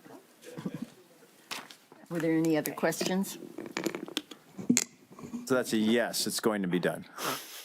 Of course. Yeah. Okay. All right. Are we ready? Mm-hmm. Okay. Good evening. My name is Alyssa Oransky, and for almost 9.5 years, I've had the honor of serving as the executive director of the Irvine Valley College Foundation. Tonight, I am joined by the president of the Irvine Valley College Foundation Board, Damian Howard. He'll be giving the more fun part of our presentation, but I'm going to get you through the beginning.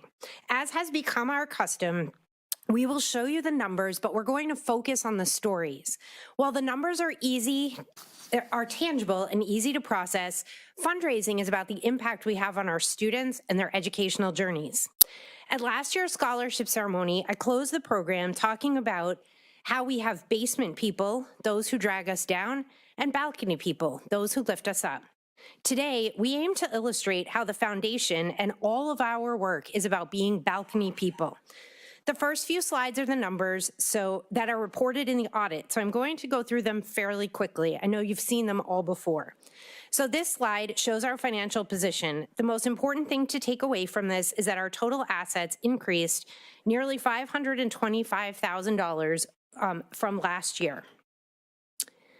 And here we depict the growth of our net assets in a graph, and they grew almost 11%, and I'm proud to say they're over $5 million for the first time. Part of our process is both Saddleback and Irvine Foundations are part of the network for California Community College Foundations, and our fees are based on our net assets, and I'm very excited that our fees go up next year because $5 million is the next threshold. So this is the last fast one. Liz walked you through what all of these bars mean, and it's our overall endowment holdings. It includes what is invested and what is available to spend. However, from the work that we do in our office, it's this graph that shows our true work. Anyone who has heard my presentation to the Board of Trustees and other presentations knows that growing IVC's endowment is one of my top priorities.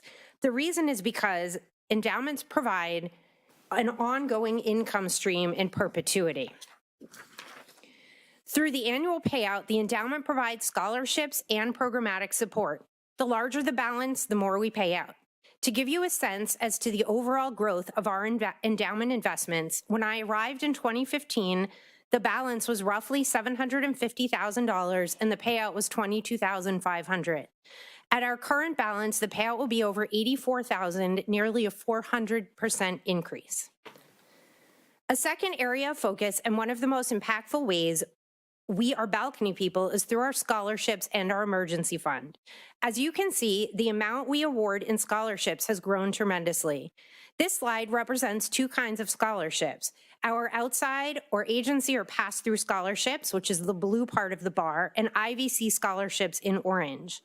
The orange bar shows the scholarships that IVC administers, and the numbers in front of you show that we awarded 76,000 more in scholarships this year than we did last year, and we are working diligently to ensure that this trend continues. When I started working for the district almost 12 years ago, I can't believe that number, it was clear that everyone knew the foundation supported students by providing scholarships, but few knew what else we did. Here you can see the overall impact that the foundation has on our programs and students.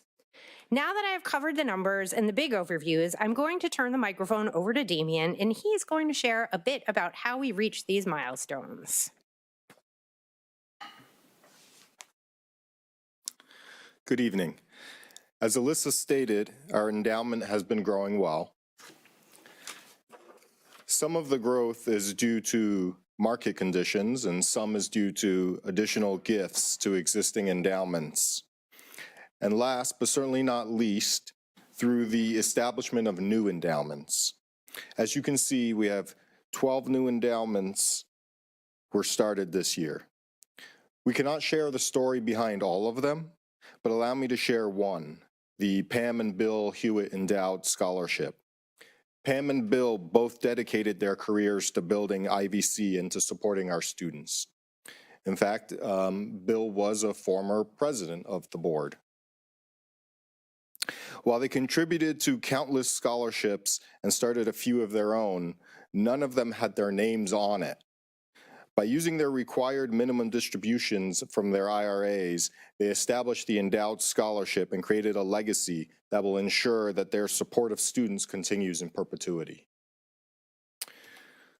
While we have a number of consistent contributors give $10,000 or more annually, we wanted to highlight 3 gifts in particular of this amount that were from first-time gifts.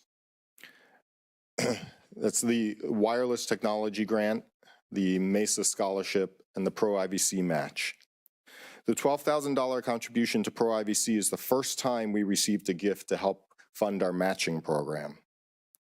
This year we had a number of great highlights, but we selected 3 to focus on during this presentation. Last March, we held our annual gala, Celebrating Excellence.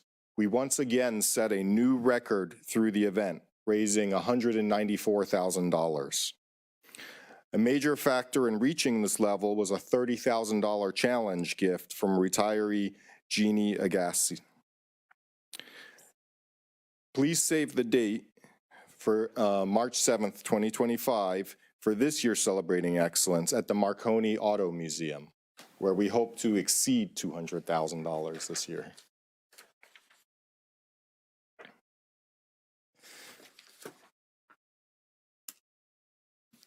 As noted on an earlier slide, we set a new record in scholarships awarded to our students. And yes, that means a new record in being balcony people. We expect that number to go up again next year as we announce that we awarded $559,000 in scholarships at the scholarship ceremony in May. In 2020, the IVC Foundation office team decided to try a new idea and held the inaugural Giving Day.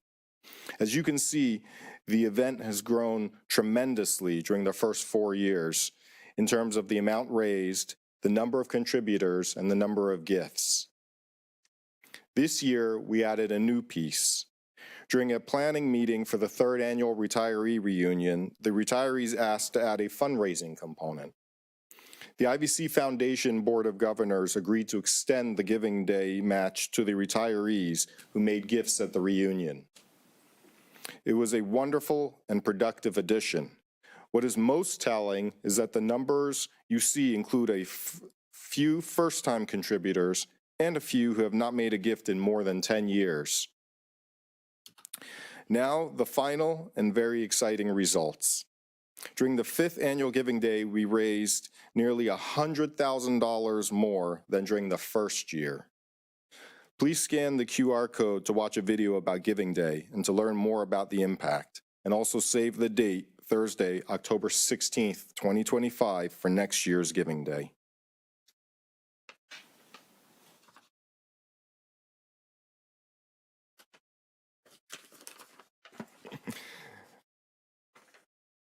The Giving Day part of this presentation would not be complete without sharing a few of the wonderful pictures. Last, but certainly not least, is a slide with our board members. The people you see on the screen are constantly and consistently working behind the scenes to ensure that we will fulfill our minute message, which is the IVC Foundation believes in contributing to a meaningful experience that enhances teaching and learning at IVC. Every day we cultivate resources because we strive to provide access to an exceptional education and a caring campus community. Thank you for your time, your support, and your ongoing advocacy. I also want to thank Chancellor Barnes and President Hernandez for their help and support. We know that we would not have enjoyed the success we did without you. Unfortunately, we're not able to highlight the impact of the emergency fund, sending students to conferences, buying equipment, or building a presence in the community, as the presentation would have been too long. My hope is that next year we're able to spend the allotted time for the board presentation on the stories and impact and not on audited financials. This will truly allow us to illustrate balcony moments. Thank you for your time and the investment you made in the students and programs of IVC. Thank you very much. Are there any questions? Just a comment. Damien, I want to thank you and all the other volunteers and the volunteers with Saddleback College Foundation. For those of you who don't know, these are volunteers in the community who have stepped up to contribute to our programs and our students through their treasure and their time. And we're very appreciative of what you do. It doesn't escape us, the contributions that you're making, and it's very much appreciated by this board, as well as with the two executive directors as well and their staffs. The foundations are vital to this district and vital to this Board of Trustees, and you will continue to have strong support from us. Thank you. Any other questions or comments?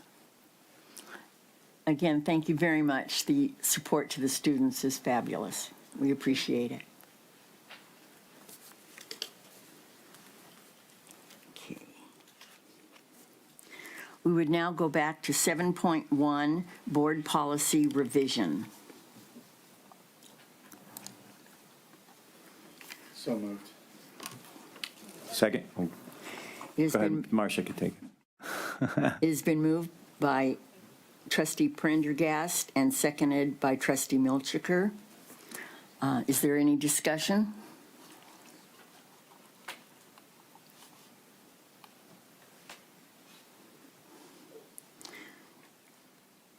Okay. Then if there isn't discussion, it's time to vote.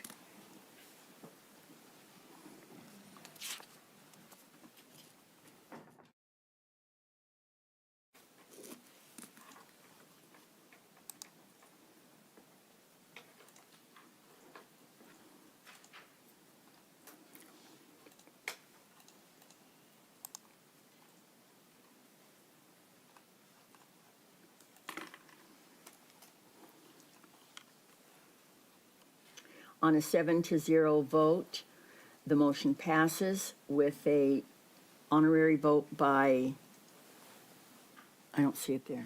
Is it on there? No. Okay, 7-0 vote to pass.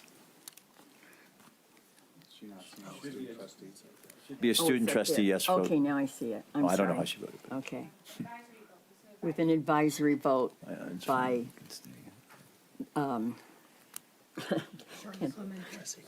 Charlotte Clementi. Thank you so much. Okay, 7.3. So moved. Okay, it has been moved by Trustee Jamal and seconded by Trustee Milchiker that we approve, wait a minute. Oh, okay. Authorization of payment to student trustee absent from a board meeting. Is there any discussion? Okay, then we can vote.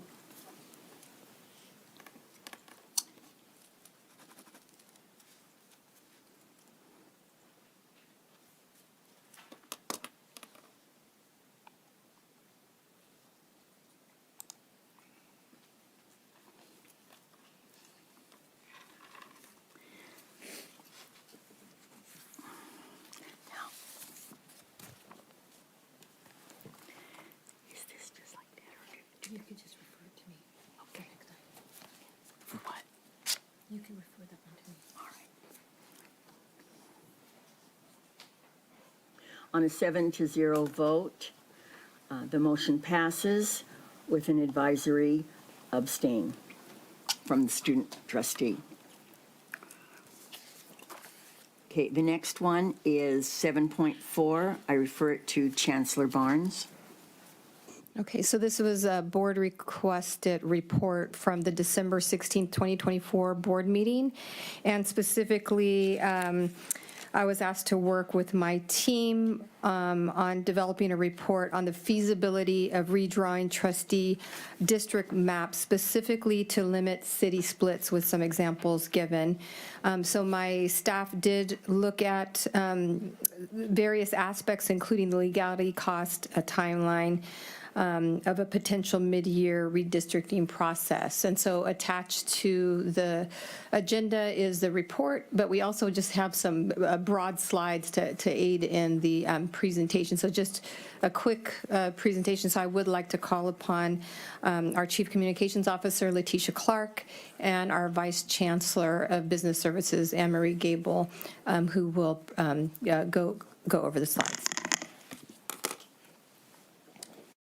Good evening, Honorable Trustees. Thank you, Chancellor. While Samir's helping us to pull up the report, we have the pleasure of presenting the findings from the requested report to look into the feasibility of redistricting during the mid-census cycle to limit city splitting, so to speak. So while we're getting that pulled up, just to give you a little background in order to come up with some of the findings, I did inquire with our former consultants with redistricting partners.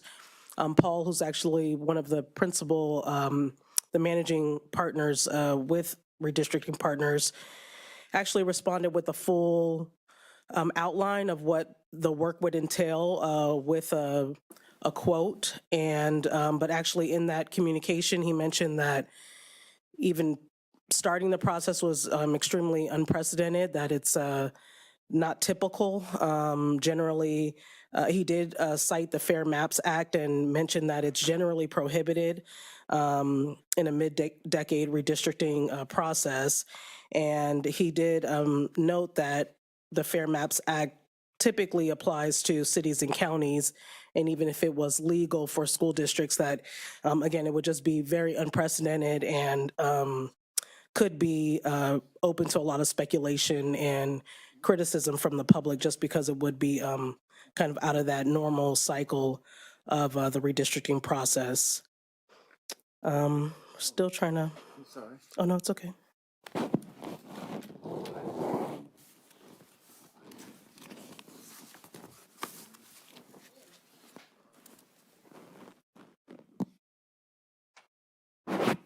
Okay, perfect. Okay, you all can follow along with me? Okay. We did also inquire with our legal counsel, and they mentioned that there was provisions that would make it legal, but again, typically extenuating circumstances would need to take place in order to move forward. If pursued, as some of you remember, it would entail having at least 5 public hearings. I believe the last time we did this, we did 7. Of course, extensive public outreach. We'd have to establish a landing page or an additional website with maps that could be interactive and ensure that there's ample opportunity for public comments. As many of you know, engagement from the public is the highest priority during this process.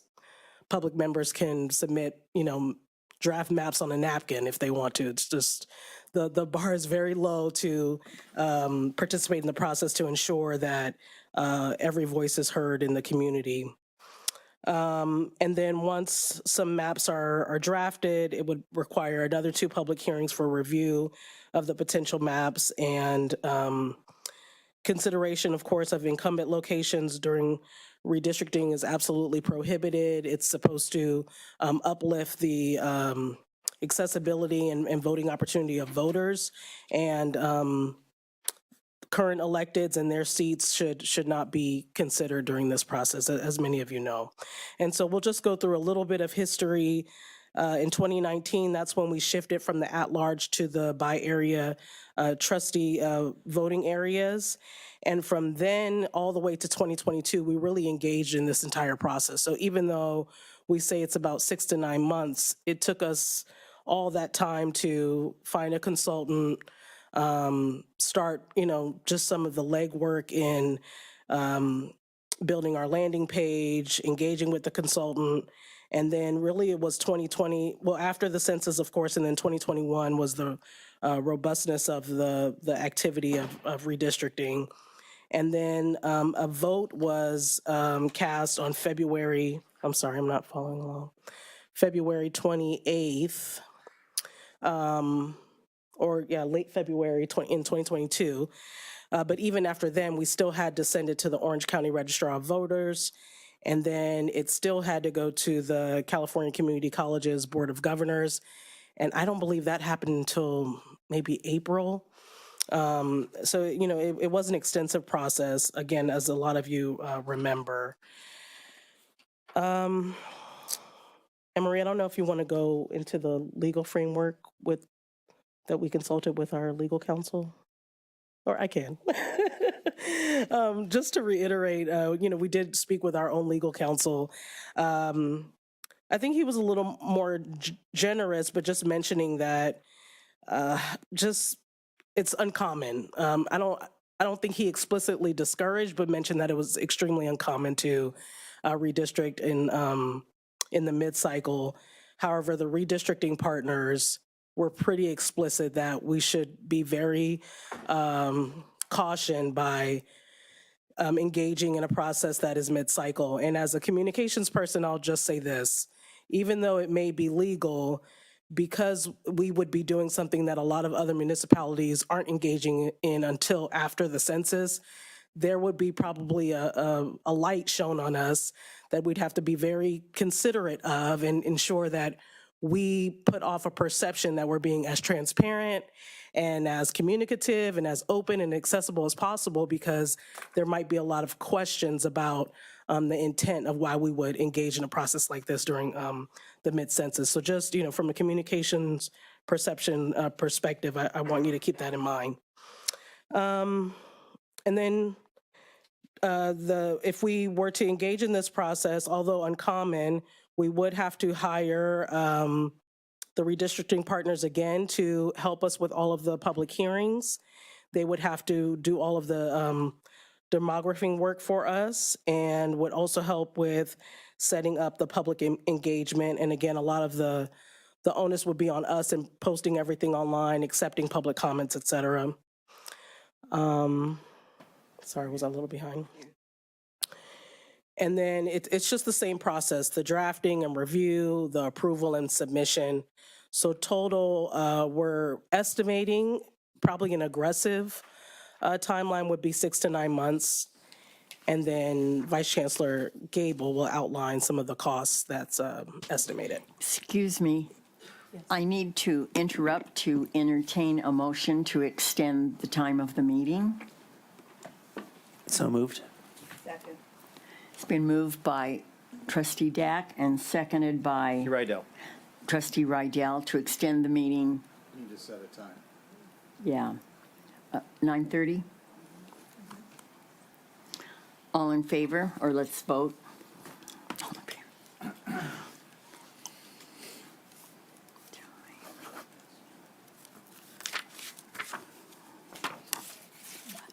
Oh, thanks.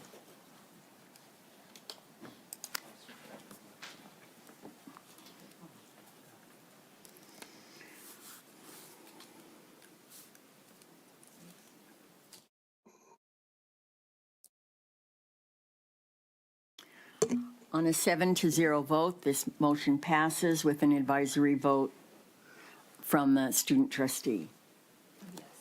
Of yes. Thank you very much.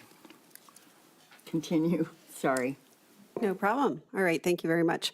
So as far as the estimated costs, we did reach out to Redistricting Partners, who was the consultant that we used previously, and we received a preliminary quote from them for $45,000, but this is assuming that they don't have to do a whole lot of information on looking at how the population has changed. I think they would still be basing it upon the 2020 census. But if we asked for additional looks and trying to bring in additional data, then obviously that cost would go up. So I would say the $45,000 is the low number.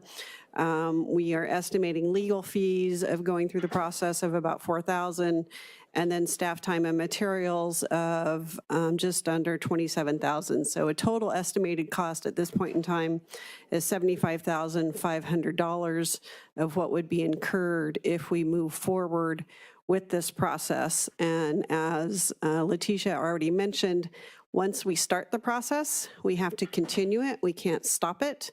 So if the board approves moving forward with this, although not recommended, it would be a minimum cost of over $75,000.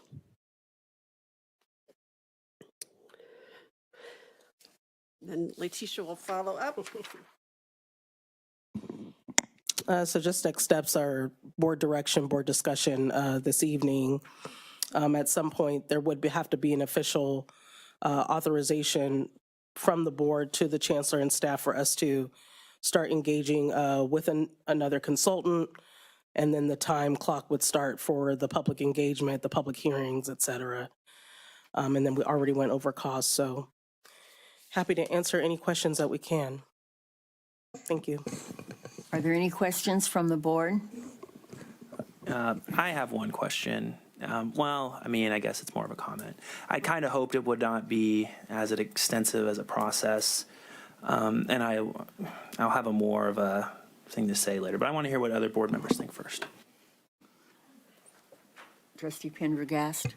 So in preparation, I spent some time this afternoon watching the February 28th board meeting video and went back through the maps and the discussion, clocked the timeline about Trustee Milchiker's concerns with Laguna Woods and Trustee Jamal's concerns about Mission Viejo, and listening to the consulting partners just explain standard deviations and like communal property or communal representation and all of that, and remembered how much fun it was to go through for the last time. And I mean, we did our due diligence. We got good advice and we went through it, and not everyone was happy with what came out, which is probably means it was a good decision. And I would be reluctant to go through all of that again, especially considering that based on the estimated timeline, we'd be finishing this right around 3 or 4 years before we'd have to turn around and do it again with the next census. So I would not be in support of re-engaging this. I have a question, then a comment. Thank you both, Anne-Marie and Letitia, for your presentation. So Orange County has 34 cities, 4 community college districts, a board of supervisors, special districts, water districts. How many of those public agencies are engaging in a mid-year redistricting, mid-decade redistricting at the moment? So I don't have that exact data, but I guarantee you we would hear about it if someone was doing it mid-cycle because it is so uncommon. Okay, so the assumption is the number is 0. Yeah. Okay. So I was very surprised this board approved this moving forward with this last month. I voted against it. I think this was not a wise use of staff time. Having said that, I think the maps are flawed. You mentioned Mission Viejo. Of course, that's in my area. Now it's been split. Had not been split until the 2024 election when I ran in area and thankfully won. I think this is not a wise move. I do not think we should move forward. And I think that we're demonstrating, we need to focus on keeping the colleges great, the academic excellence at the top of the state and the nation. And I appreciate your, I think the staff time, frankly, you're underestimating. I don't think that our staff should be focused on this issue. There's no extenuating circumstance to do this at this time. Again, having said that, the maps are flawed. we look very petulant in trying to move forward with this. I think it's absolutely the wrong move, and I'm definitely not going to support this item. Thank you. Trustee Bartlett? Thank you, Madam President. So as I stated in last month's meeting, there's no rational basis for a mid-census cycle redistricting. The last census was in 2020, and the redistricting went into effect in 2022. There's not been a spike in population in that short period of time between then and now, or any legal, compelling, or rational justification to warrant a redistricting now. The proposed dollar amounts are, frankly, I know, ridiculously low, because I've been through this at the county. Absolutely. And Absolutely. it doesn't take into account the flurry of voter rights lawsuits that are going to come our way that we would have to defend. So for sake of example, if the total cost ends up being complete $1 million, and it could conceivably cost that with all the public hearings, et cetera, those dollars could be spent to address the ongoing needs of many students, like food insecurity, housing allowances, or to enhance the curriculum for education. Our mission to help or benefit students does not occur with a mid-cycle redistricting. Residents and students are welcome and encouraged to attend any of our 3 campuses, regardless of which city they reside. So instead of helping students, we would actually be squandering a lot of money and harm the very population our mission states we serve and should benefit because of a decision that lacks the fundamentals relative to leadership and good governance. So a mid-cycle redistricting does not benefit students at all, but what it does is it disenfranchises the voters that casted their votes for each of us to serve in our current trustee districts.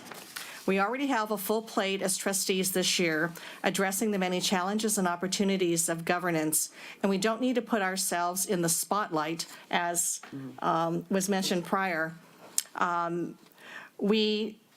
We don't need to be in the spotlight sort of with an ill-fated redistricting maneuver and have people question our leadership on this board. And I've been receiving calls and emails as to what on earth our board is up to. And that's not the kind of spotlight you want. You want to have spotlighted the great achievements of our board and our students and our faculty. In addition, we'd end up spending a ton of money defending lawsuits, potential recall efforts, and to take away precious time from our core mission to enhancing the education experience for the thousands of students who choose our college campuses over others in the region. So I strongly urge my fellow trustee colleagues to reject the proposal and to vote no on this. And when you talk about potentially utilizing the 2020 census, I don't even think that's legal to do that, because between 2020 and now, there have been small changes in population, and you have to have a very exacting number when you do redistricting. You can't just pick numbers out of the air and say, we're going to use a census that's 5 years old and run with it and redraw the lines.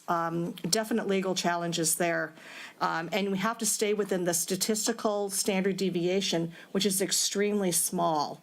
So we would be bringing on a whole host of problems, and I am definitely not in favor of moving forward on this for all the reasons I stated. Thank you. Thank you. Trustee Milchiker? Okay, I just want to mention that during the last redistricting, which is always a very stressful, which is always a very stressful, time-consuming, and just not a fun event to go through redistricting. I really wasn't happy with the fact that that was the first time that our district was going to be broken up into districts where the trustees ran at a district rather than ran at large. Prior to that, the trustees ran at large, and we had over 1 million voters, or over 1 million people in the district, close to 1 million voters. And that broke up the district into wards, and so each trustee had their own ward. So it was actually more important than any other redistricting in the past. And we've always redistricted after every 10-year census because the population shifts, and you have to have about the same number of voters per trustees, and that's the law. So this had to be the same number of voters for trustees. I wasn't happy with it because I felt that Many of the cities and municipalities were broken up, and I really felt they should be kept together. But in the end, when the board came across for the final vote, I voted for it. And I said, I know I wasn't really happy with some of the decisions that our consultants made, or some of the suggestions our consultants made, but in solidarity with the board, I'm going to vote for it because we're sticking together as a board, and I'm going to support this decision of the board. So that I felt that it was very important. So when Trustee Dack came forward with his proposal to do another redistricting, my feeling was, well, he's a trustee, he's an equal member of the board, he has a right to ask for a proposal to something to bring before the board. So I didn't vote to do redistricting, I voted to have this proposal brought before the board in support of our newest, youngest, next generation trustee, so that we could discuss it and see the proposal, see how much it costs, see what the parameters were. And now that not that much staff time has been, was much staff time utilized in putting this report together, or not? Yes. Oh, it was? Okay, sorry. But now that we know that it's going to cost $75,000, that it's highly unusual, nobody does mid-district, between the different Mid-decade, mid-cycle. mid-cycle redistricting, and even in some of the information that we got in some of the information that you prepared for us, it says under the key considerations, it states that mid-cycle redistricting is permitted mainly due to population shifts, but extremely uncommon and discouraged. So when I read that, I thought, you know, it's extremely unusual. It's extremely unusual and discouraged. You know, I'm not 100% happy with the way, with actually the trustee areas, but, you know, I could live with them, and I have lived with them, and I haven't really complained about them much. But I feel that it's really not worth it to spend $75,000 in district and staff time on this. We should wait for the next census, and after the next census, if there's a great population shift, by law, we're going to have to change the trustee areas to make sure that every trustee has the same number of voters in their district, and we'll do it at that time. So I'm concerned about prudent ways to spend taxpayer money, and certainly I'd rather spend it on the students than on redistricting now, unless it's by law, we have to do it after the census, so that we'll do it then. Thank you. Thank you. Trustee Rydell? Quickly, I have two comments. When I was reading this, I was probably further on, almost to the end, and I thought, my goodness, who wrote this? This is excellent.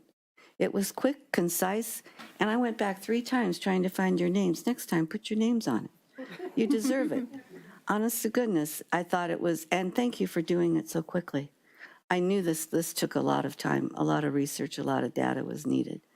My second question was, Trustee Dack, last month, it was, December's meeting, and I thought we asked you why you wanted to do it, but I wasn't quite sure, and I couldn't read my writing, of why you wanted this to be done. I mean, we did mention that this would be costlier, but I don't understand the purpose. Well, I want you to finish. Is that your last thing? Because I can go. Okay. So first off, my board request for report was mostly for information. I'm not committed to pushing forward through a redistricting process. I obviously wanted to know if it was even legal, what's the feasibility, the cost. I think all of those things added up. It seems unreasonable to do. My hope would have been, well, if there's a population that you move between districts that's under a certain amount, you could do it and we could clean up some of these districts. But this was mostly a call for information, just for better understanding.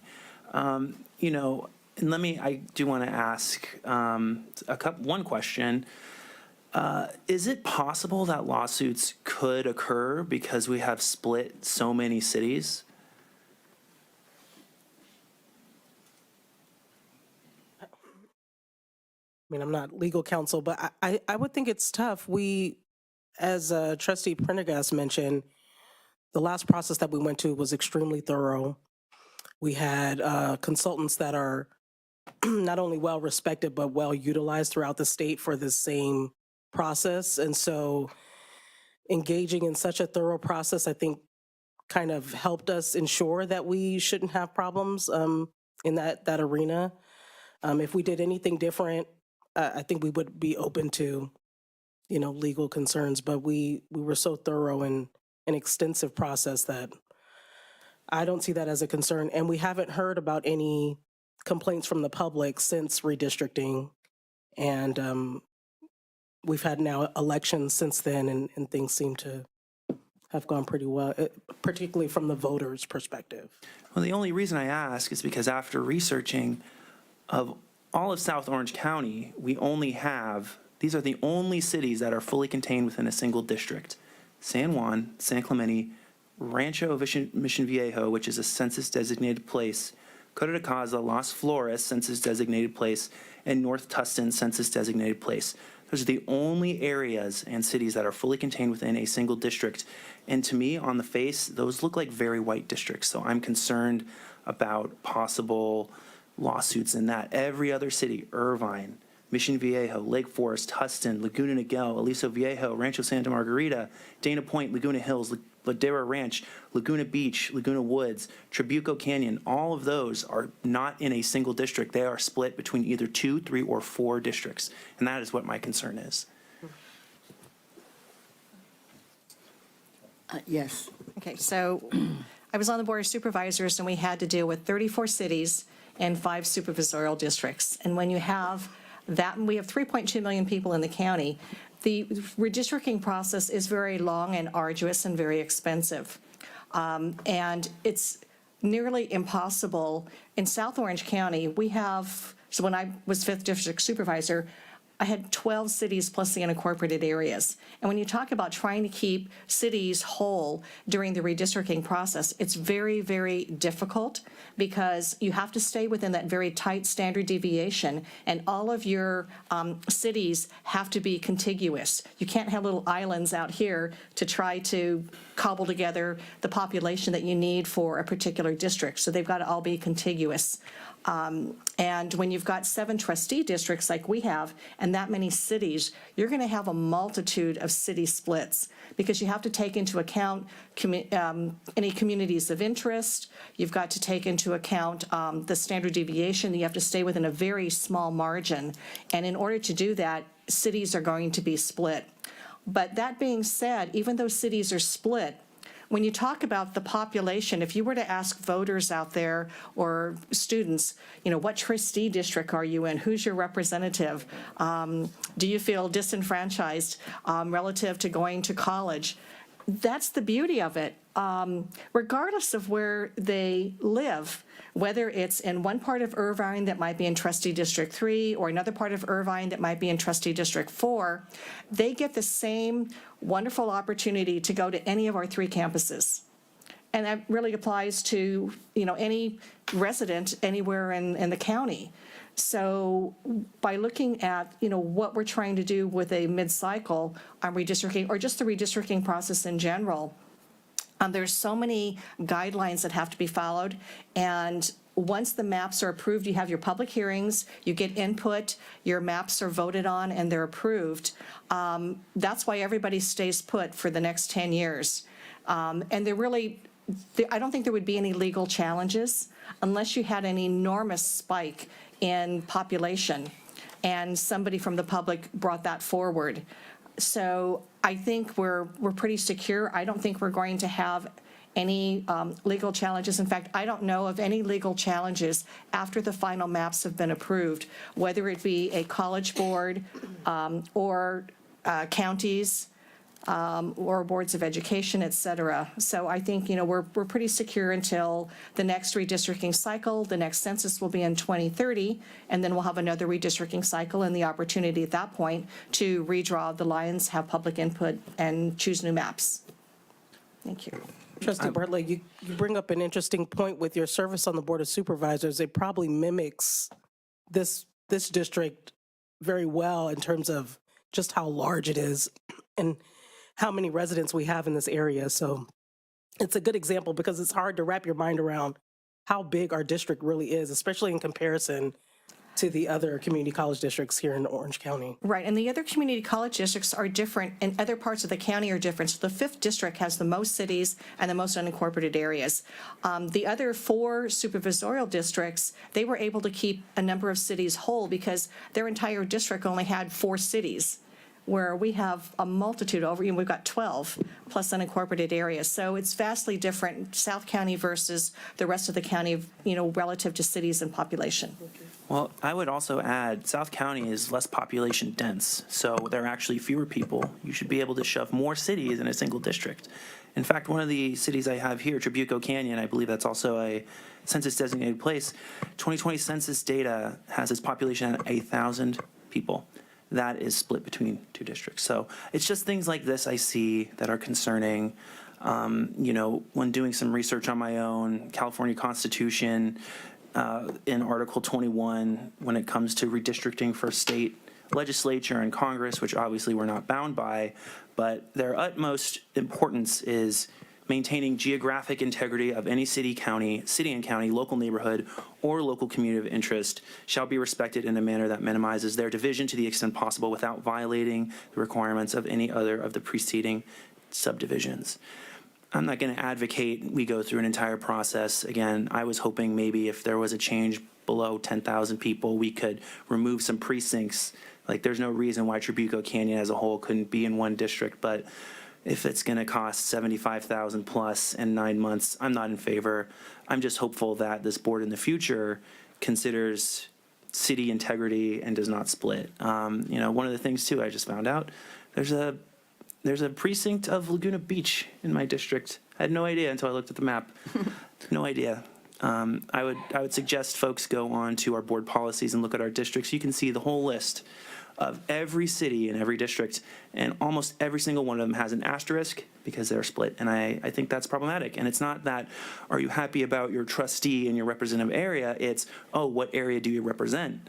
And then I have to say, well, what part of Irvine are you in? Or what part of Aliso Viejo are you in? Or what part of Mission Viejo are you in? Or what part of Laguna Niguel are you in?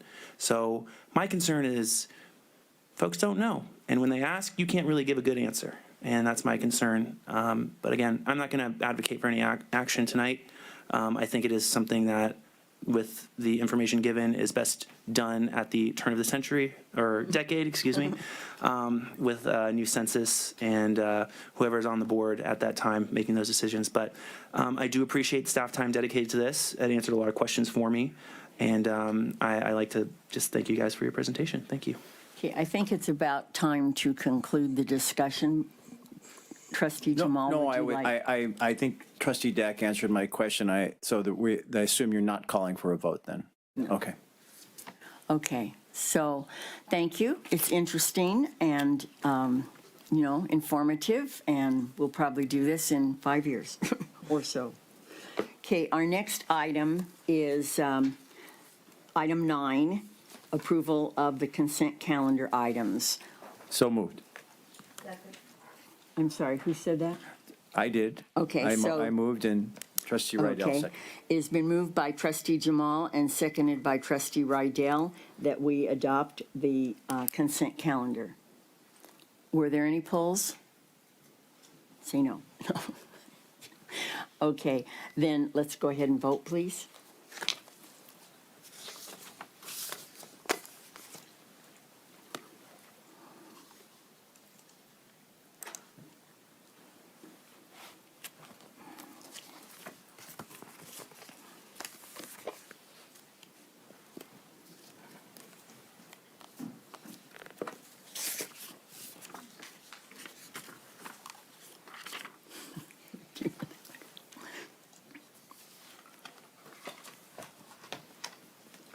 On a 7-0 vote with an advisory vote from the student trustee, this motion passes. The consent calendar passes.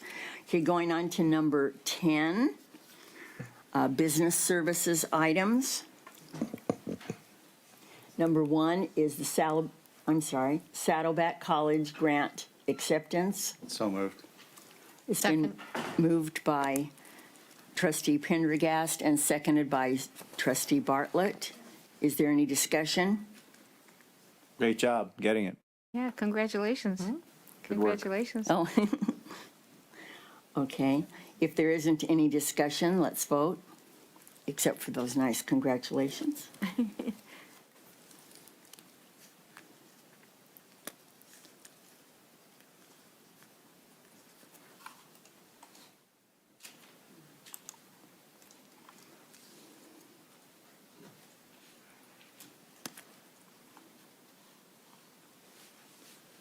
On a 7-0 vote, with an advisory vote from the student trustee, the motion passes. Okay, 10.2, Saddleback College Gateway Building Distributed Antenna Systems. Do we have a motion? Move the item. Second? Second. It has been moved by trustee Bartlett and seconded by trustee Jamal. Is there any discussion? Let's vote.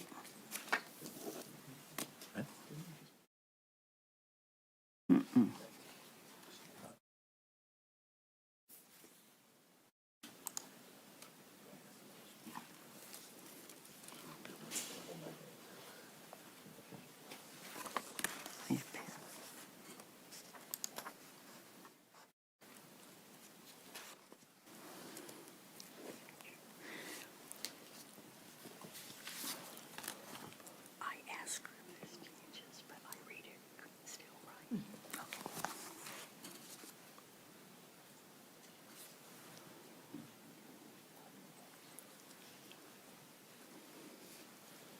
On a 7-0 vote, with the student trustee voting, this passes. Now we're going on to number 11, Human Resources. And on this, there is no student trustee vote, please. Number 11.1, 2025 to 2026 bonded sabbatical recommendations. Move approval. Second. It's been moved by trustee Milchiker and seconded by trustee Bartlett. Is there any discussion? They look great. They do look good. Yeah. How to work? All right, let's vote, please.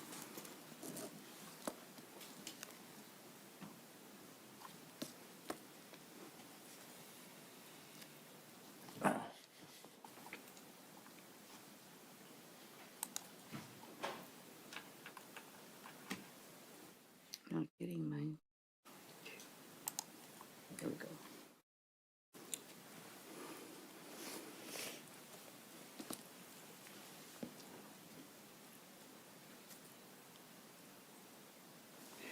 On a 7-0 vote with advisory from, oh no. Let's see. She doesn't do, sorry. Okay, so on a 7-0 vote, this bonded sabbatical recommendations passes.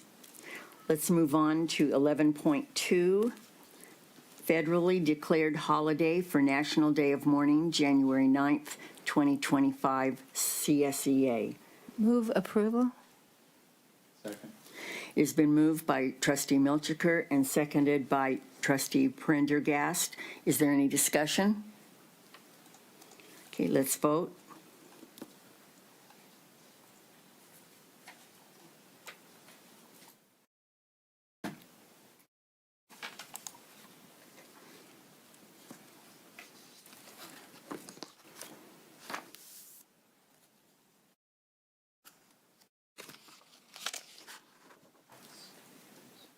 On a 7-0 vote, this motion passes.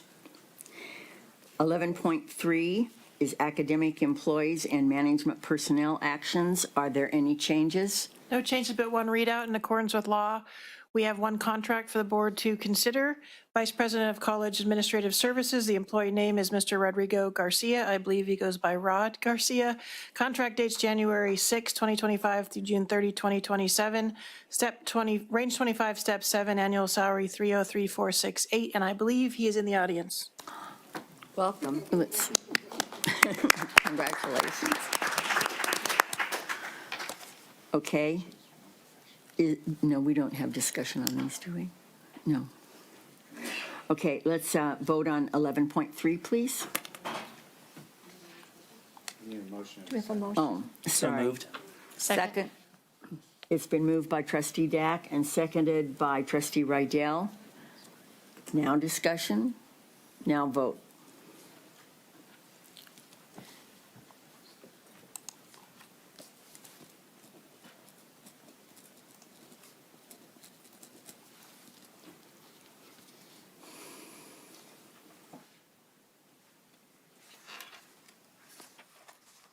On a 7-0 vote, this item passes. 11.4, classified personnel actions and ratifications. Are there any changes? No changes, thank you. Okay. Do we have a motion? So moved. I'll Second. I'll second, but I'd like to mention. Oh, wait. Okay, Let's do this part first, please. It has been moved by trustee Dack and seconded by Trustee Milchiker, I guess? Milchiker. Okay. Okay, now Okay, I discussion just if you'd want like. to mention, there's one retirement I thought I should mention. Keith Prinzing, a police sergeant at IVC, has worked here for about 12 years, so we want to thank him for his service to our college. Thanks. Okay, thank you. Let's vote, please.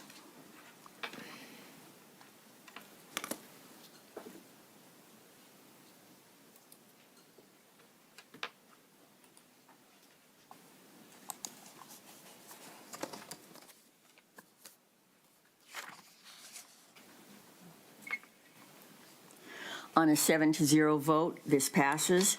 11.5, federally declared holiday for National Day of Mourning, January 9th, 2025 for POA. A motion? So move. Second. It's been moved by trustee Milchiker and seconded by trustee Bartlett. Discussion? Let's vote, please.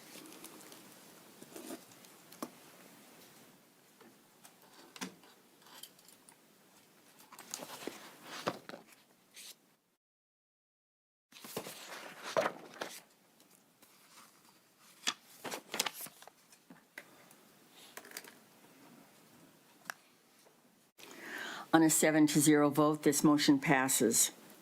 Section 12 is educational and technology services, no items. And 13, information items. We read those or? Yeah, just go. Okay. 13.1, staff response to public comments from the previous board meeting. Number 13.2, monthly financial status report. 13.3, Saddleback College and Irvine Valley College speakers. Do we have reports from administration? All right, in 7 minutes, otherwise we're going to need to extend the meeting again. I just want to say quickly, there's something about the new year, attending opening sessions, and even thinking about this celestial moment with 7 aligning planets. Go outside and check it out.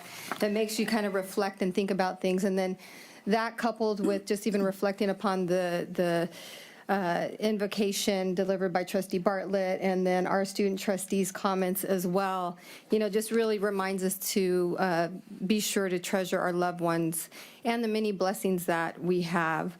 One of the opportunities, of course, that we all have is the ability to serve 50,000 diverse students who attend our colleges.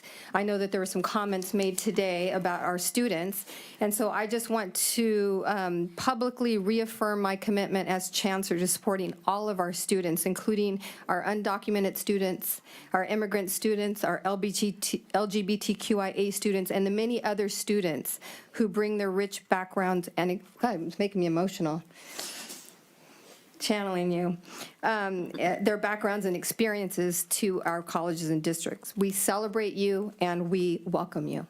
That concludes my report. Wait a second.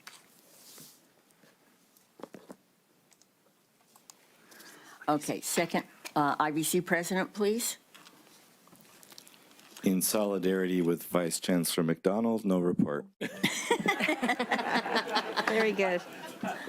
Saddleback Elliot College. can never do that, but I'm going to be very quick nevertheless. First, a shout out to Israel Dominguez at the back of the room. Credit for procuring that $3 million Samueli Foundation grant. Big credit and shout out to the sabbatical committee. The sabbaticals that you approved tonight represent a fraction of the sabbatical proposals that came through to them and that they vetted and decided were not all equally worthy of being funded. We so appreciate that hard work in making sure that program is sustainable. And finally, a shout out to Trustee Clemente. I know you're taught sometimes to not show emotion in public speaking. And I just want to say, for someone who does a lot of public speaking, that sometimes the only way we can convey something important to us is to actually allow that emotion to show through, and it's a good thing. When we think about the scale of the LA tragedy, it is hard to put it in words, but when we think about 12,000 housing structures being destroyed in one city, that represents the total housing structures in all of Laguna Hills or all of San Juan Capistrano. So imagine how we would be sitting here tonight thinking about our friends and neighbors when it is indeed our friends and neighbors just an hour away that have suffered these tragedies.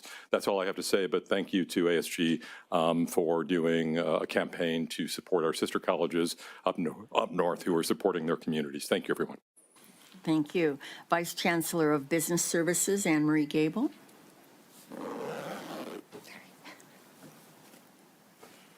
Sorry. Okay, so for once, I actually have something to say. In your board package, you'll see that I provided our budget update memo with the governor's initial salvo. The budget season has begun. You will see that for community colleges, we have fared relatively well compared to our other higher education institutions who are proposed to receive almost an 8% cut. The community college system has seen an increase for both COLA and growth, as well as a significant amount of one-time funds being provided for a couple technology initiatives, as well as credit for prior learning. I won't go into all the details of that, but if anybody has any questions, you can always reach out to me. I'd be more than happy to go through all the details with you. Thank you. Thank you. Vice Chancellor of Educational and Technology Services, Dr. McDonald. Report. Okay. Vice Chancellor of Human Resources, Dr. Vizcachel. No report. No report. So I direct your attention to other information items, et cetera. And unless there's something else we're supposed to do, adjourn the meeting.